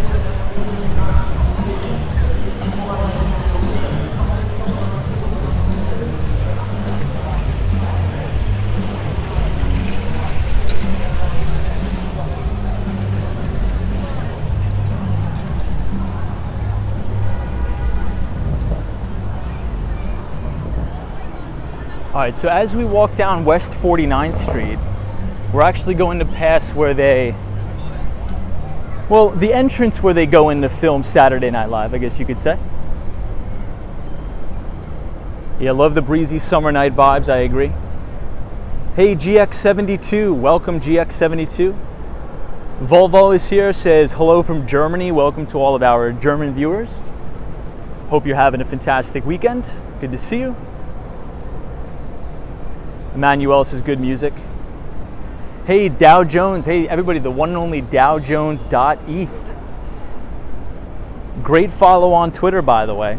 Dow Jones, good to see you. Dow Jones just played some guitar under the moon. Gorgeous night. Love that. DowJones.eth. We were just talking about, very briefly of the big breaking news after the bell on Friday. How BlackRock will be going forward with choosing Coinbase to offer their institutional clients Bitcoin and other cryptocurrency trading and custody services, which I think is, if we really want to see the cryptocurrency environment evolve from a lot of the unregulated scams, I would say, you're going to need two things. Number one, you're going to need clear, concise regulation from Gary Gensler at the SEC. And number two, you're going to need to start seeing partnerships like this. Big players. So BlackRock is obviously the largest asset manager by AUM, or assets under management. Getting involved in this space and setting up clear onboarding ramps or rails to offer institutions or their high net worth individual clients to have access to custody services and things like that.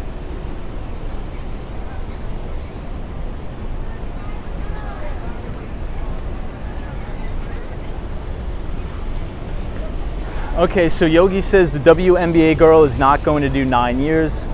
That's pretty much for sure. They'll probably let her out soon enough, maybe 2 years. Well, hopefully. I think that's pretty ridiculous. Sabrina Fair, good to see you. Hey, Gennaro says, hello, Tom. Here from Brazil, walking around Manhattan. Thank you so much. Welcome to all of our Brazilian viewers. Hopefully you're doing good. Jeep guy says Dow 40K by Christmas. I don't know. I still would personally prefer, and I think I said this yesterday, I think I would prefer one more leg down in this market. I'm not sure we're going to get that, but that's what I would prefer, because I think that would align very perfectly with the midterm elections. And obviously, if we look at the data, after midterms, the market performance actually improves quite well. So if we could have one more flush, I'm not sure if we're going to get it or not, I think that would make way for even more suppressed valuations, because this earnings season was actually pretty good.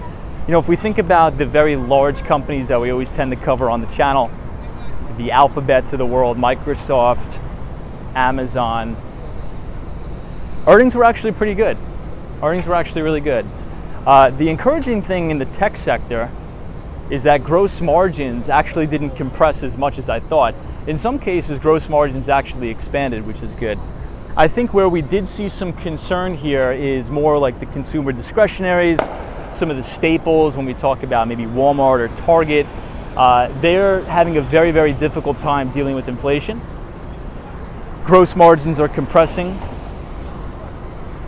But look, software businesses tend to have very, very high gross margins, and so long as the Federal Reserve doesn't really get going here with the rate hikes, I think we're actually starting to see some deals here when it relates to the enterprise software space, more notably the SaaS software as a service companies that have been really, really beat up. So I think there's some opportunities in the market here for sure.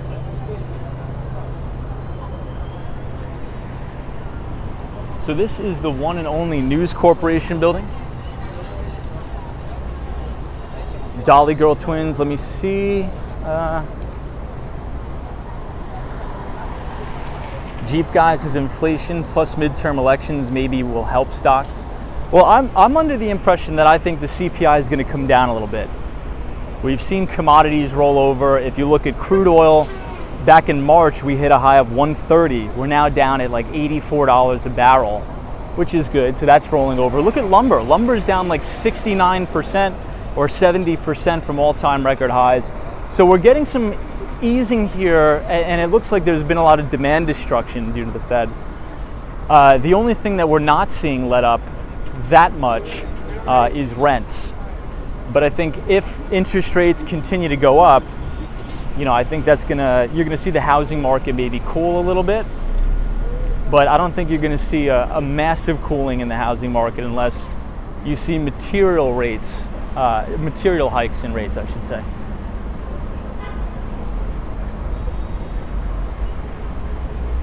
Jamie says 8% inflation in Australia, currently 10% by December 2022. Dow Jones.eth says, I still believe the crypto market has some downside 2 years into a usually 4-year BTC cycle. The mainstream news is positive with the BlackRock announcement, therefore I'm bearish for now. That's actually a pretty good view to take. Usually I like to align my bull thesis up with the halving cycle.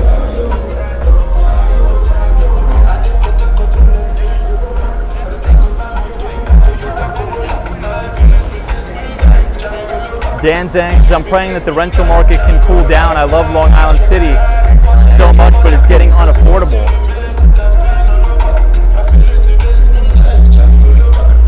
I mean, I hope so too, man. I hope so too.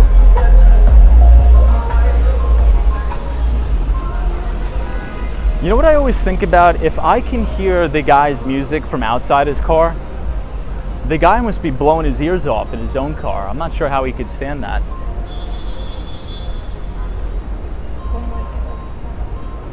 Well, check out how beautiful the clouds look, or the buildings look amongst the clouds. Amazing.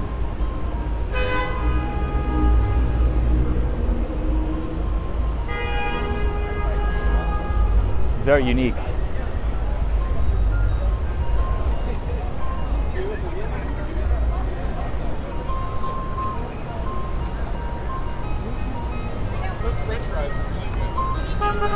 Andy S., welcome. Wow, check this out, everybody. Look at the Empire State Building tonight. Lit up in all, it sort of looks like a cool blue. Look at that. Incredible.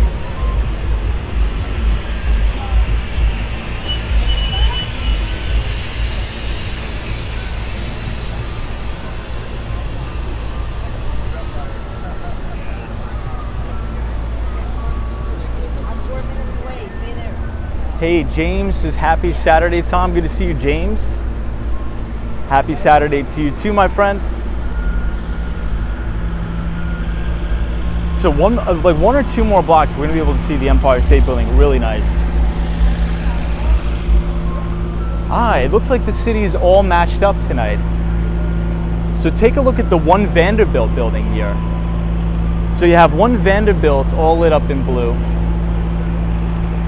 And then if you cross the street, you have the Empire State Building all lit up in blue as well. I wonder why that is. We'll have to see. Joan is here, says incredible. What's up, Joan? Welcome.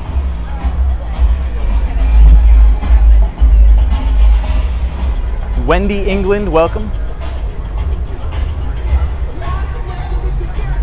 BJ Axe says, hey Tom, what's up BJ? And you could actually see the One World Trade Center all the way in the distance too.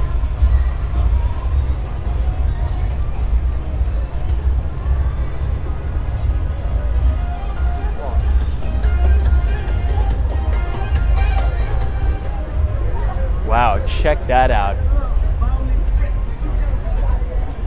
You know, I think this may be my new favorite Empire State Building color scheme.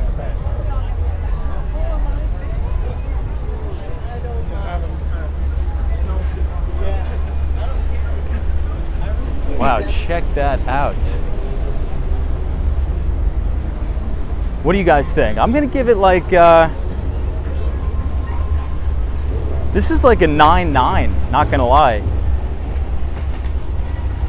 That's a really high score for 42nd Street. Those are like 32nd Street scores, not 42nd Street scores. I think the thing I like about the most I like about the view is the blue goes really well with the contrast in the sky with the clouds. Yeah, Jeep guy says it looks good in blue. I agree.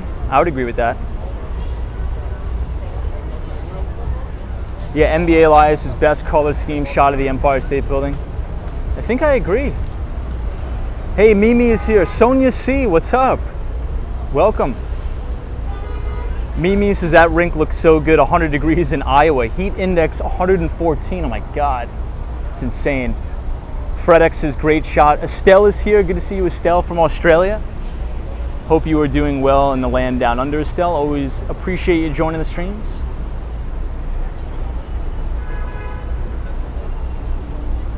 Yeah, Marcy says the two blues together look incredible. I agree with that.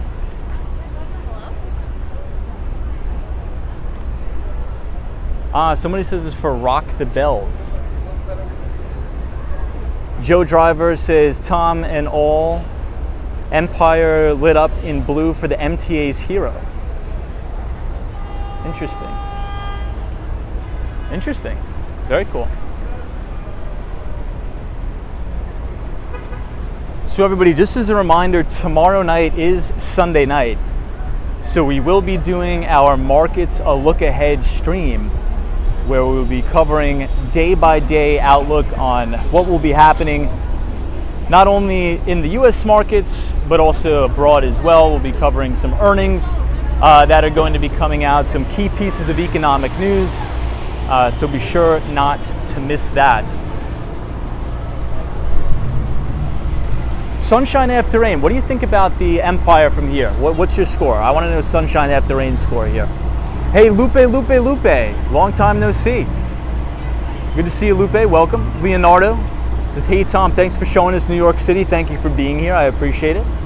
Arun Z says, are we going to go to the ferry tomorrow? I'm going to make it a point to do that tomorrow. I'm going to really make it a point. Estelle says, how's your weekend been? It's been good. Weekend's been good.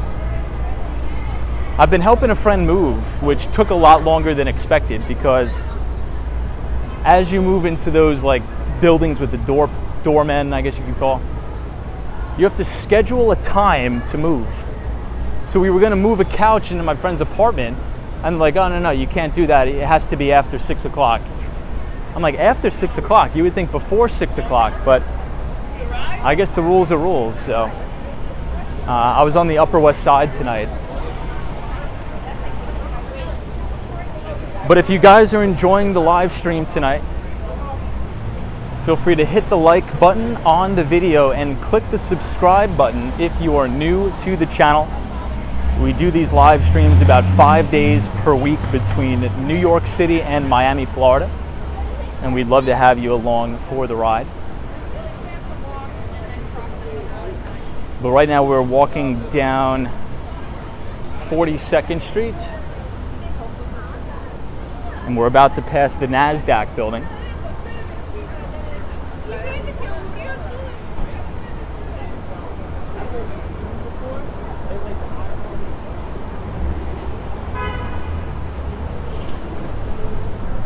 Hey, CT says, would love to know how they light up the Empire State Building with different colors all the time. Yeah, they probably have quite the electronic display up there, for sure.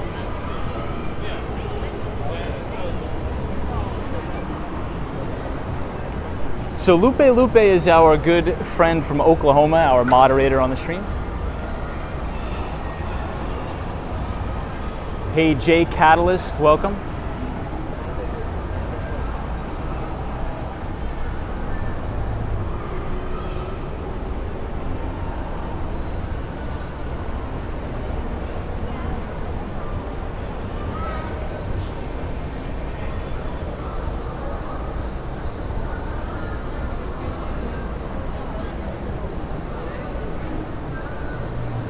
Yeah, Gregory says can't wait for the ferry.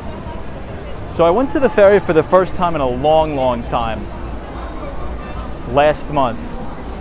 It's a good way to see the city for sure. And it's free.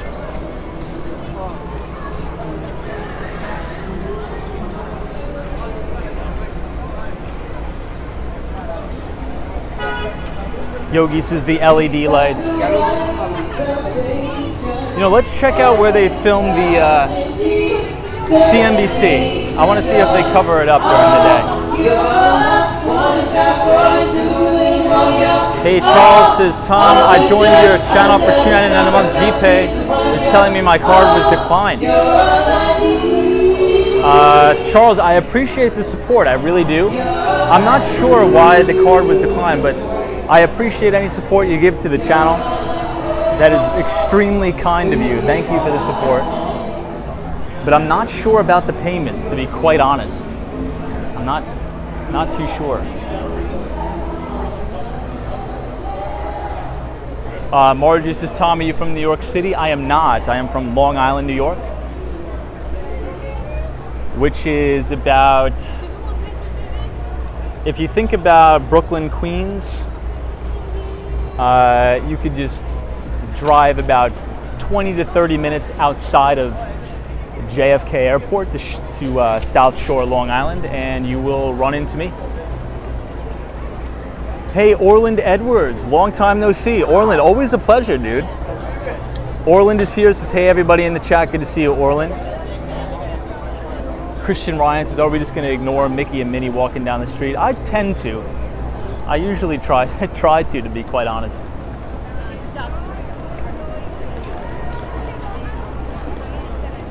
Hey, Sonia C says, I absolutely love your videos. I appreciate it, Sonia. Thank you so much. Deborah says, I grew up on Long Island too. So Deborah, are you a Suffolk County or a Nassau County? I am a Nassau. I always love this building too. It's one of my favorite buildings. Just a little quick announcement for everybody in the chat, in the channel that's listening. Starting this Tuesday, we will be back to our regular scheduled programming when it relates to me writing the Behind the Street newsletter. So on Tuesday, please check your email because you will be receiving my free financial newsletter where we talk about not only the US equity market, but emerging markets, fixed income, real estate, all that. So if you want to sign up for free, if you type !news, NEWS, in the chat, the Nightbot will drop that link. Oh, Deborah says Nassau County, Massapequa. We're neighbors. That's exactly where I'm from as well. So I'm sure you're a big fan of All American. I'm probably going to go there tomorrow, maybe, All American. You know, a really good Long Island weekend is getting a nice bagel, maybe bacon, egg, and cheese on a cinnamon raisin bagel, then going to Cedar Creek Park, walking the dog around Cedar Creek, then going to Jones Beach, maybe a little Jones Beach, I don't know.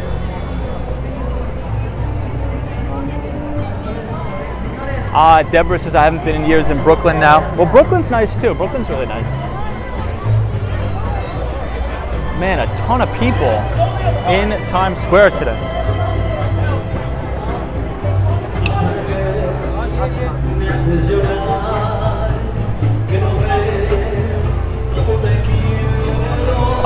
Live says, do you stream daily? So we stream about 5 days a week. So if you're new here, we usually stream at 8:30 New York time. So every night at 8:30 New York City time is when we will start the stream.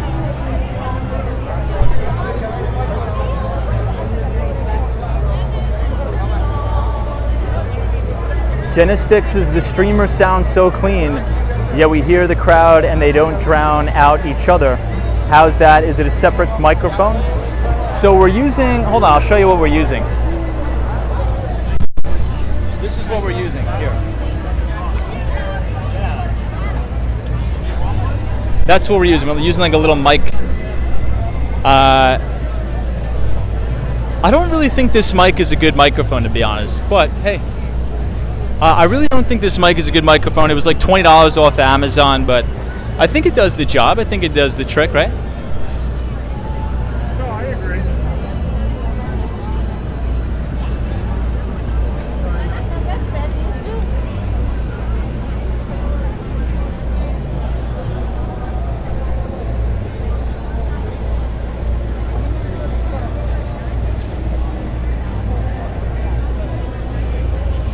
Hey, the one and only Who Dat Dave. What's up, Dave? Welcome.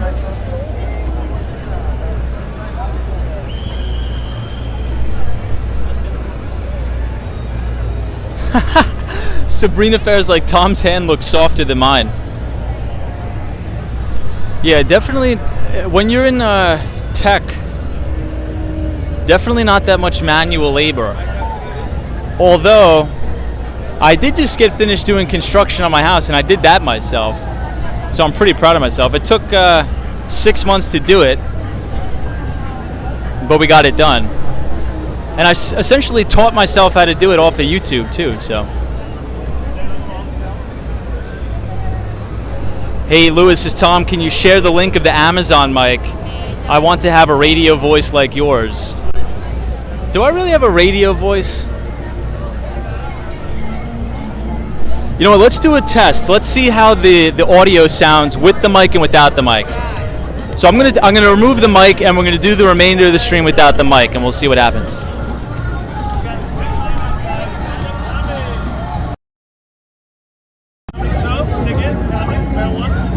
Alright, so now we are live without the microphone. I've unplugged the mic. So we'll do the remainder of the stream with the mic and you guys let me know what's better. Oftentimes we'll leave the mic in because the wind noise is really horrible, so.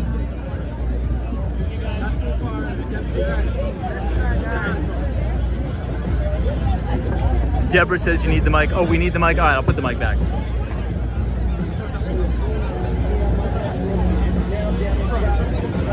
All right, we're gonna put the mic back, hold on.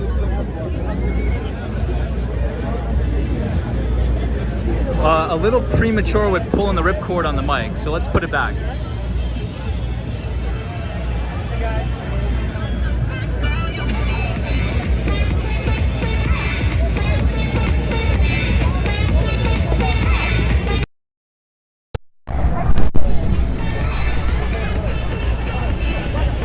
All right, everybody, how are we looking now?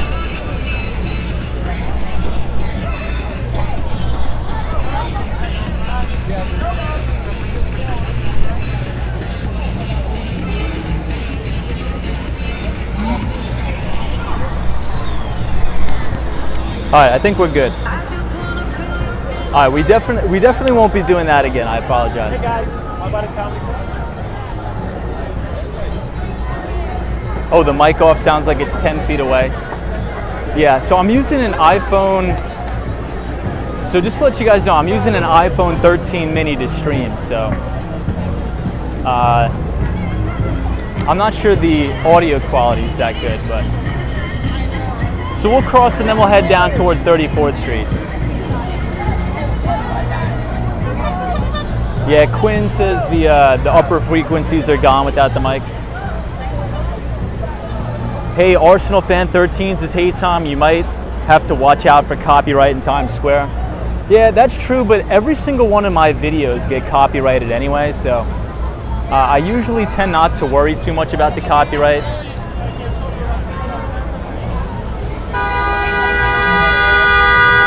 But you're right. I probably should worry about it, but I don't know. I feel like if I have to mute things all the time, it takes away from like the viewer's streaming experience, I guess. If everything was just like muted all the time, who knows?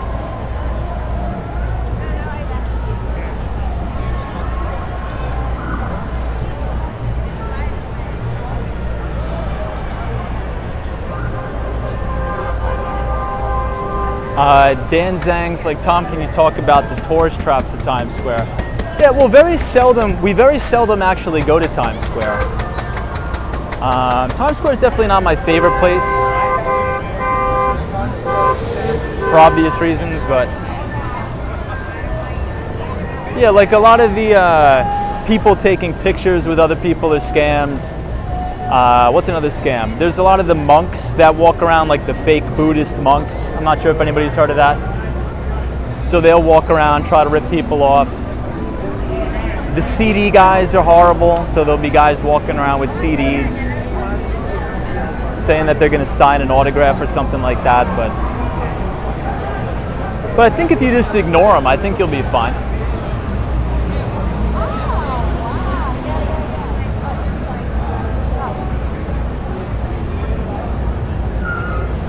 But in general, I think the scammers can tell who's a tourist and who's not.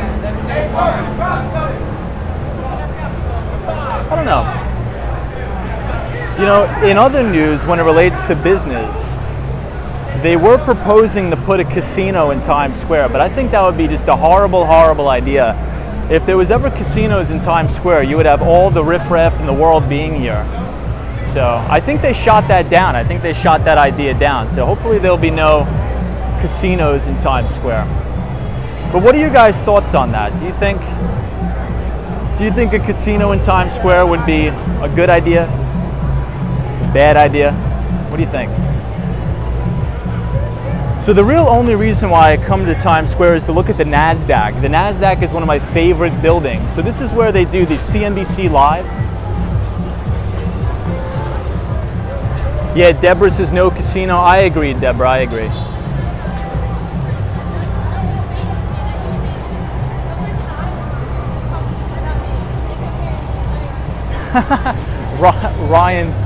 Ryan's like, Tom is a saint for indulging us in Times Square. Only for Ryan Royal. I mean, you know, if Ryan wasn't in the chat, I can guarantee we wouldn't be here, so.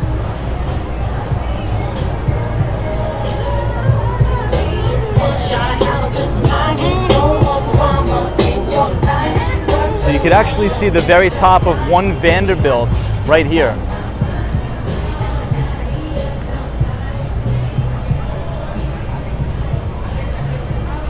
Yeah, Mark, New York says the casinos ruined Atlantic City. Yeah, I mean, I understand that people like to gamble, but unfortunately, the byproduct of having a casino in your community brings drugs, crime, casinos. So obviously, before I went into my career in tech, I actually was going to be an NYPD officer. I was going to be in the academy. So many of my friends are police officers, and they tell me that the number one busts that they do when it comes to human trafficking, drug sales, and prostitution actually happen around casinos, surprisingly, for whatever reason, but it's true. Yeah, NMB 045 says Times Square is already pretty much riffraff. Yeah, DM says not a big fan of casinos. Hey, Charlie says shout out Miami. What's up? I'll be back in Miami, Florida next week. So the good news is when we stream from Miami, Florida, oftentimes we could see the dolphins jumping around. I'm actually missing that. Oh, check out this dog here. Beautiful dog. I miss our dolphin streams. I think that's what I miss the most.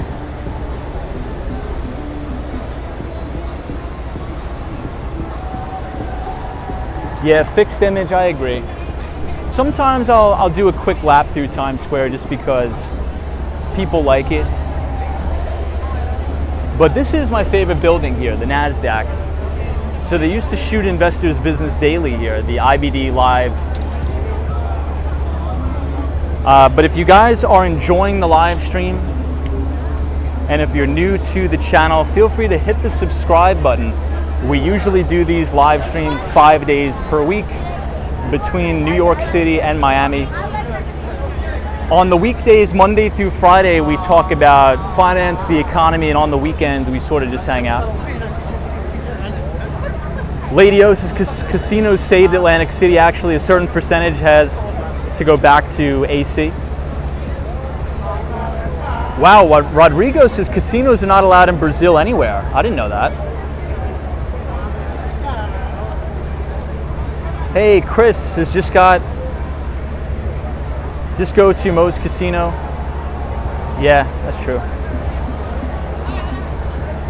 Hey, Dow Jones' Fish is playing in Atlantic City tonight. You know, another viewer loves fish, EBITDA loves fish.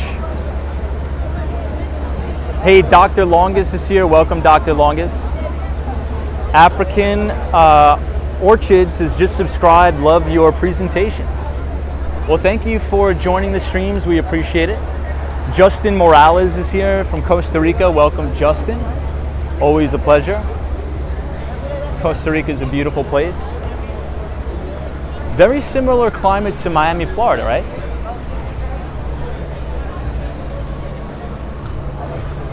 So it seems like we have a lot of fish fans in the chat.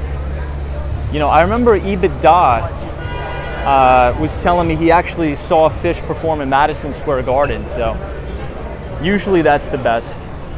You know, I was watching some videos on Twitter that people posted of the fish concert. Hey, that people posted in the fish concert on Madison Square Garden. It was unreal.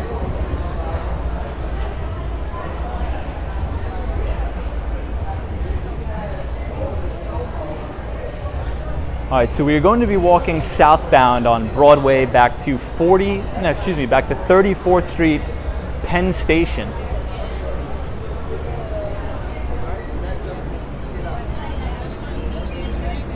DowJones.e. This is saw 5 last week. Very nice.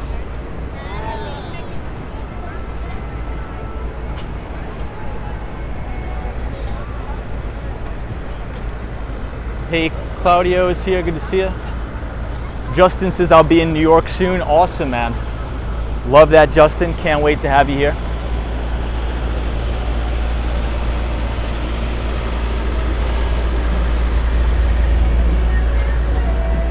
Hey, Judy Loveday says, hey, Tom. Love watching your walks from South Carolina. Love South Carolina. Very low property taxes in South Carolina, too. Definitely a big shock from Long Island, New York. So the average house in Long Island, you're probably not going to get a house that doesn't come with at least a $10,000 plus property tax bill. South Carolina, you could get a nice place, $600 to $900 a year in the property taxes. You know, Florida has really high property taxes too.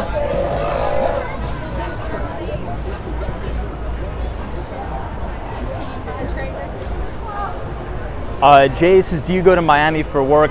Usually I split my time about 50-50. So as of late, we've been doing about 2 weeks in Miami, 2 weeks in New York, vice versa. But it just depends on client needs. You know, I have seen a lot of my New York clients returning to the office because New York was a little bit slower to return to the office than other places in the country. So I've been spending a little bit more time in New York because my clients have returned back to the office, some of them. So it's been about maybe 2 weeks here, 2 weeks there.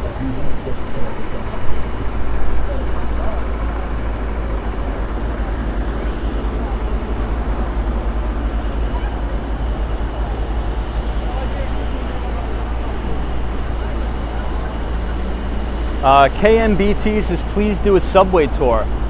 You know, I thought about that, but I think just in the climate that we're in now, I don't really think it's too good of an idea, to be honest. You know, unfortunately, there's a lot of crazies in the subway, and sometimes, like, if they see you walking around with the camera, you sort of stick out, and I don't really want any problems. Maybe if I use my GoPro, maybe I'll do a little bit of a subway walk around, but... And usually, I tend to live stream later at night. So maybe if I could find some time during the day, I'll record some standalone videos or something like that.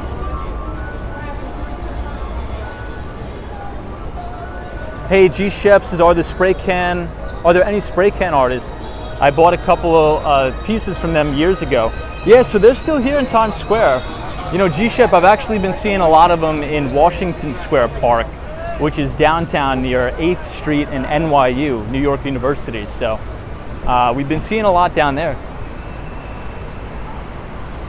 Elias says, hey Tom, what is your favorite city? So by far, my 2 favorite cities in the world, and again, I'm a little bit biased, number 1, New York City, number 2, Miami. I think those are the 2 places I've always told myself I want to live. I mean, I think New York a little bit biased, my family's here and all that, right? But the first time I went on a business trip to Miami, Florida, I could not believe how beautiful it was. Like, I was literally, my jaw was on the floor. So I was like, you know what, I'm gonna get a place in Miami. It's just too beautiful not to live there. So, I don't know. That's probably gonna spark a lot of debate in the comments, but I love New York, I love Miami, and that seems to be a growing trend among New Yorkers, right? Anytime you ask a New Yorker, you know, where else do you live? They're gonna tell you either Fort Lauderdale, maybe Boca Raton, something like that. And I think the reason for that is because it's only like a 2.5 hour flight from JFK, from LaGuardia to Miami International or Fort Lauderdale. It's only like 2.5 hours. So New Yorkers tend to migrate from Florida and vice versa and spend, you know, the majority of their time there. You know, the other city that was on the list was Denver, Colorado. But unfortunately, Denver did not make the list because it was just too far away. I felt like, you know, if I have a place in Denver, it's going to be too far away from family. It's going to be too far away from friends. The flight is like 5 hours. But, you know, I could be at the airport in 20 minutes from my house in New York, go to Miami and, you know, be close. I don't know. What are you guys' thoughts on that? Hey, Cons is the most hated flight, but flight attendants is New York City and Miami. Is that true? My flights have been fine. Let me rephrase that. My flights have not been fine. My flights have always been delayed, canceled, or there's been like mechanical problems, but I've never had any issues with like people fighting on the planes or anything. The flight attendants have been great. I haven't really had any issues, to be honest. Oh, so NBA Elias says, Tom, have you ever flown at an Islip? I haven't. All of my buddies tell me I have to fly at an Islip. So here's okay, this is why. Now I'm remembering. The reason why I don't fly at an Islip airport is because I think there's only Spirit Airlines that fly out of there. And I'm not like a luxury guy by any means. Like, I'm not you guys know me, I'm not materialistic at all. But where I draw the line is Spirit Airlines. Like, I mean, that's my one thing. I'm not, you know, I don't fly first class. I always fly economy, but I draw the line at, I'm sorry. Yeah, I just can't do Spirit Airlines.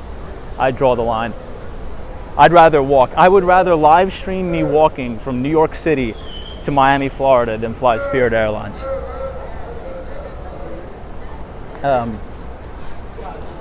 So there was some M&A news. I think that JetBlue is pending approval for their merger with Spirit. Lady O says, LOL, I agree, Tom. Spirit is too. Spirit is the, oh my God. That's so true. Yeah, it's like the Greyhound bus of the sky. It's like, I don't know, it doesn't feel safe when I'm on the plane. I mean, obviously it's safe, right? Let me not put fake news out there. It's obviously safe. It's just super, super uncomfortable. And so one of the things that I've learned, and maybe this is going to sound weird, but in business, sometimes it's better to spend a little bit more money because you get a higher ROI. And here's what I mean by that. I used to take the cheapest flights I could take, like the cheapest flights I could take on the worst airlines. And then I would land and have to go to a meeting, and I would be so disgruntled. I would just feel like hell. I would feel like literal hell.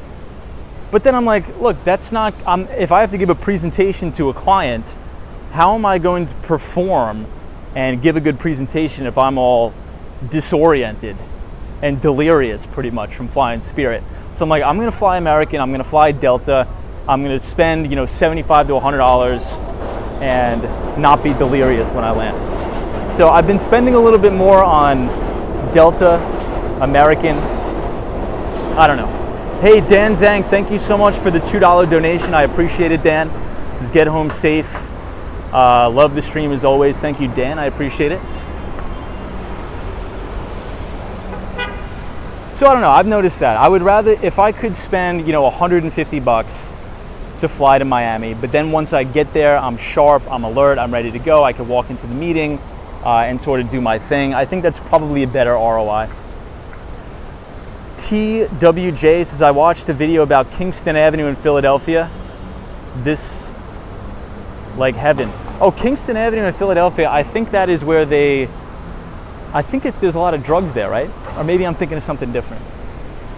I don't know, I'm not too familiar with Philadelphia. I go there a couple times for business. Whenever I go there for business, I do take the Amtrak train, which I love the Amtrak, by the way.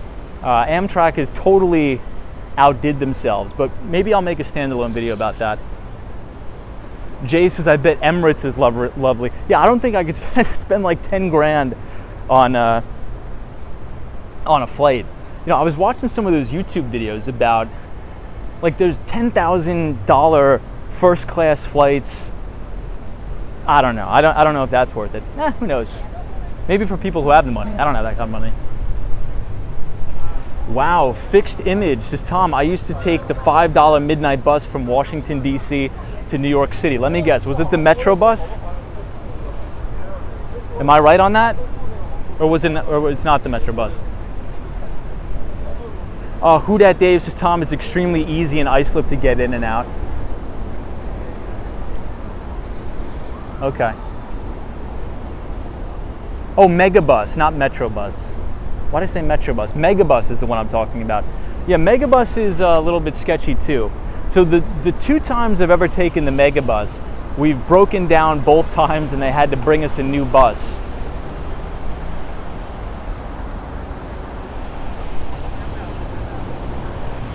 Justin says, do you like JetBlue? I do like JetBlue, actually. I do like JetBlue. JetBlue is really nice. But I usually tend to fly American Airlines or Delta now. Those are the main two that I tend to fly.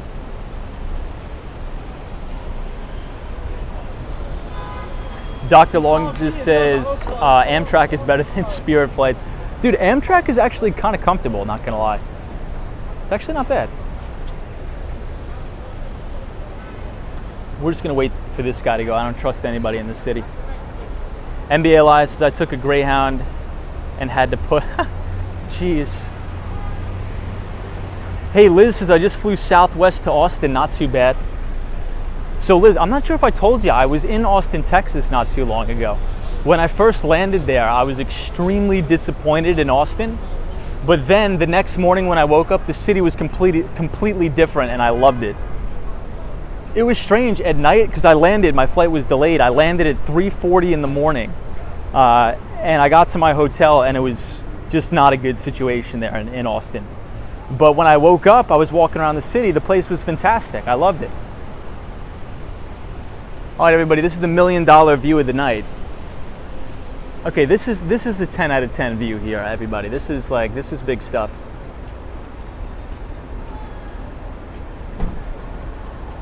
But if you guys are enjoying the stream, feel free to hit the like button and subscribe if you are new.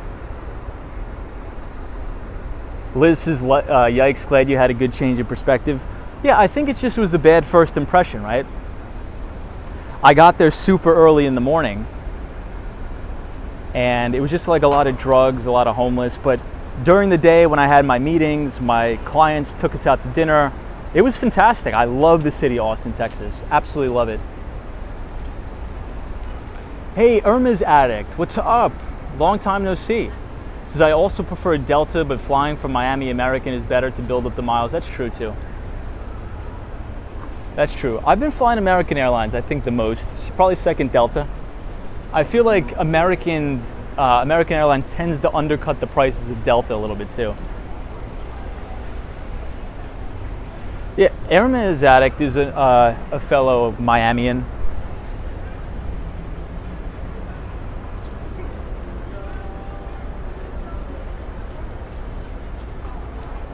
Sabrina Fair says Delta first for the legroom.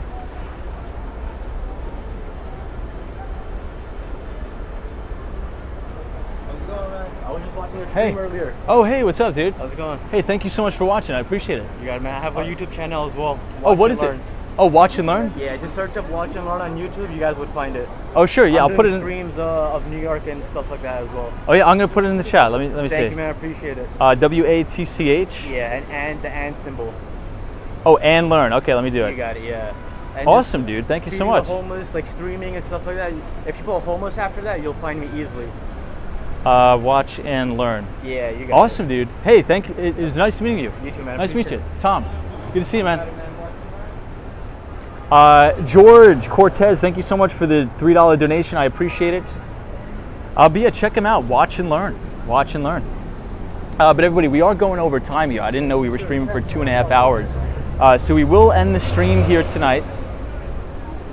And we will be back tomorrow at 8:30 for our Markets a Look Ahead stream. So we will be covering all of the big breaking economic news, big breaking earnings reports that will be taking place next week on Wall Street in our Markets a Look Ahead live stream, which will be tomorrow at 8:30. So thank you everybody for joining. I appreciate it. Have a fantastic rest of your weekend. And we will see you right back here live tomorrow. Marcy, I appreciate it. Lady O, Mike C, War Walker, Charlie.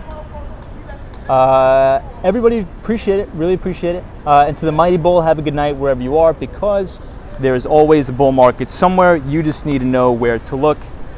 Please enjoy your weekend. Take some time to unwind, relax, so we can be ready, recharged to attack the week ahead. So I'll see you guys right back here tomorrow.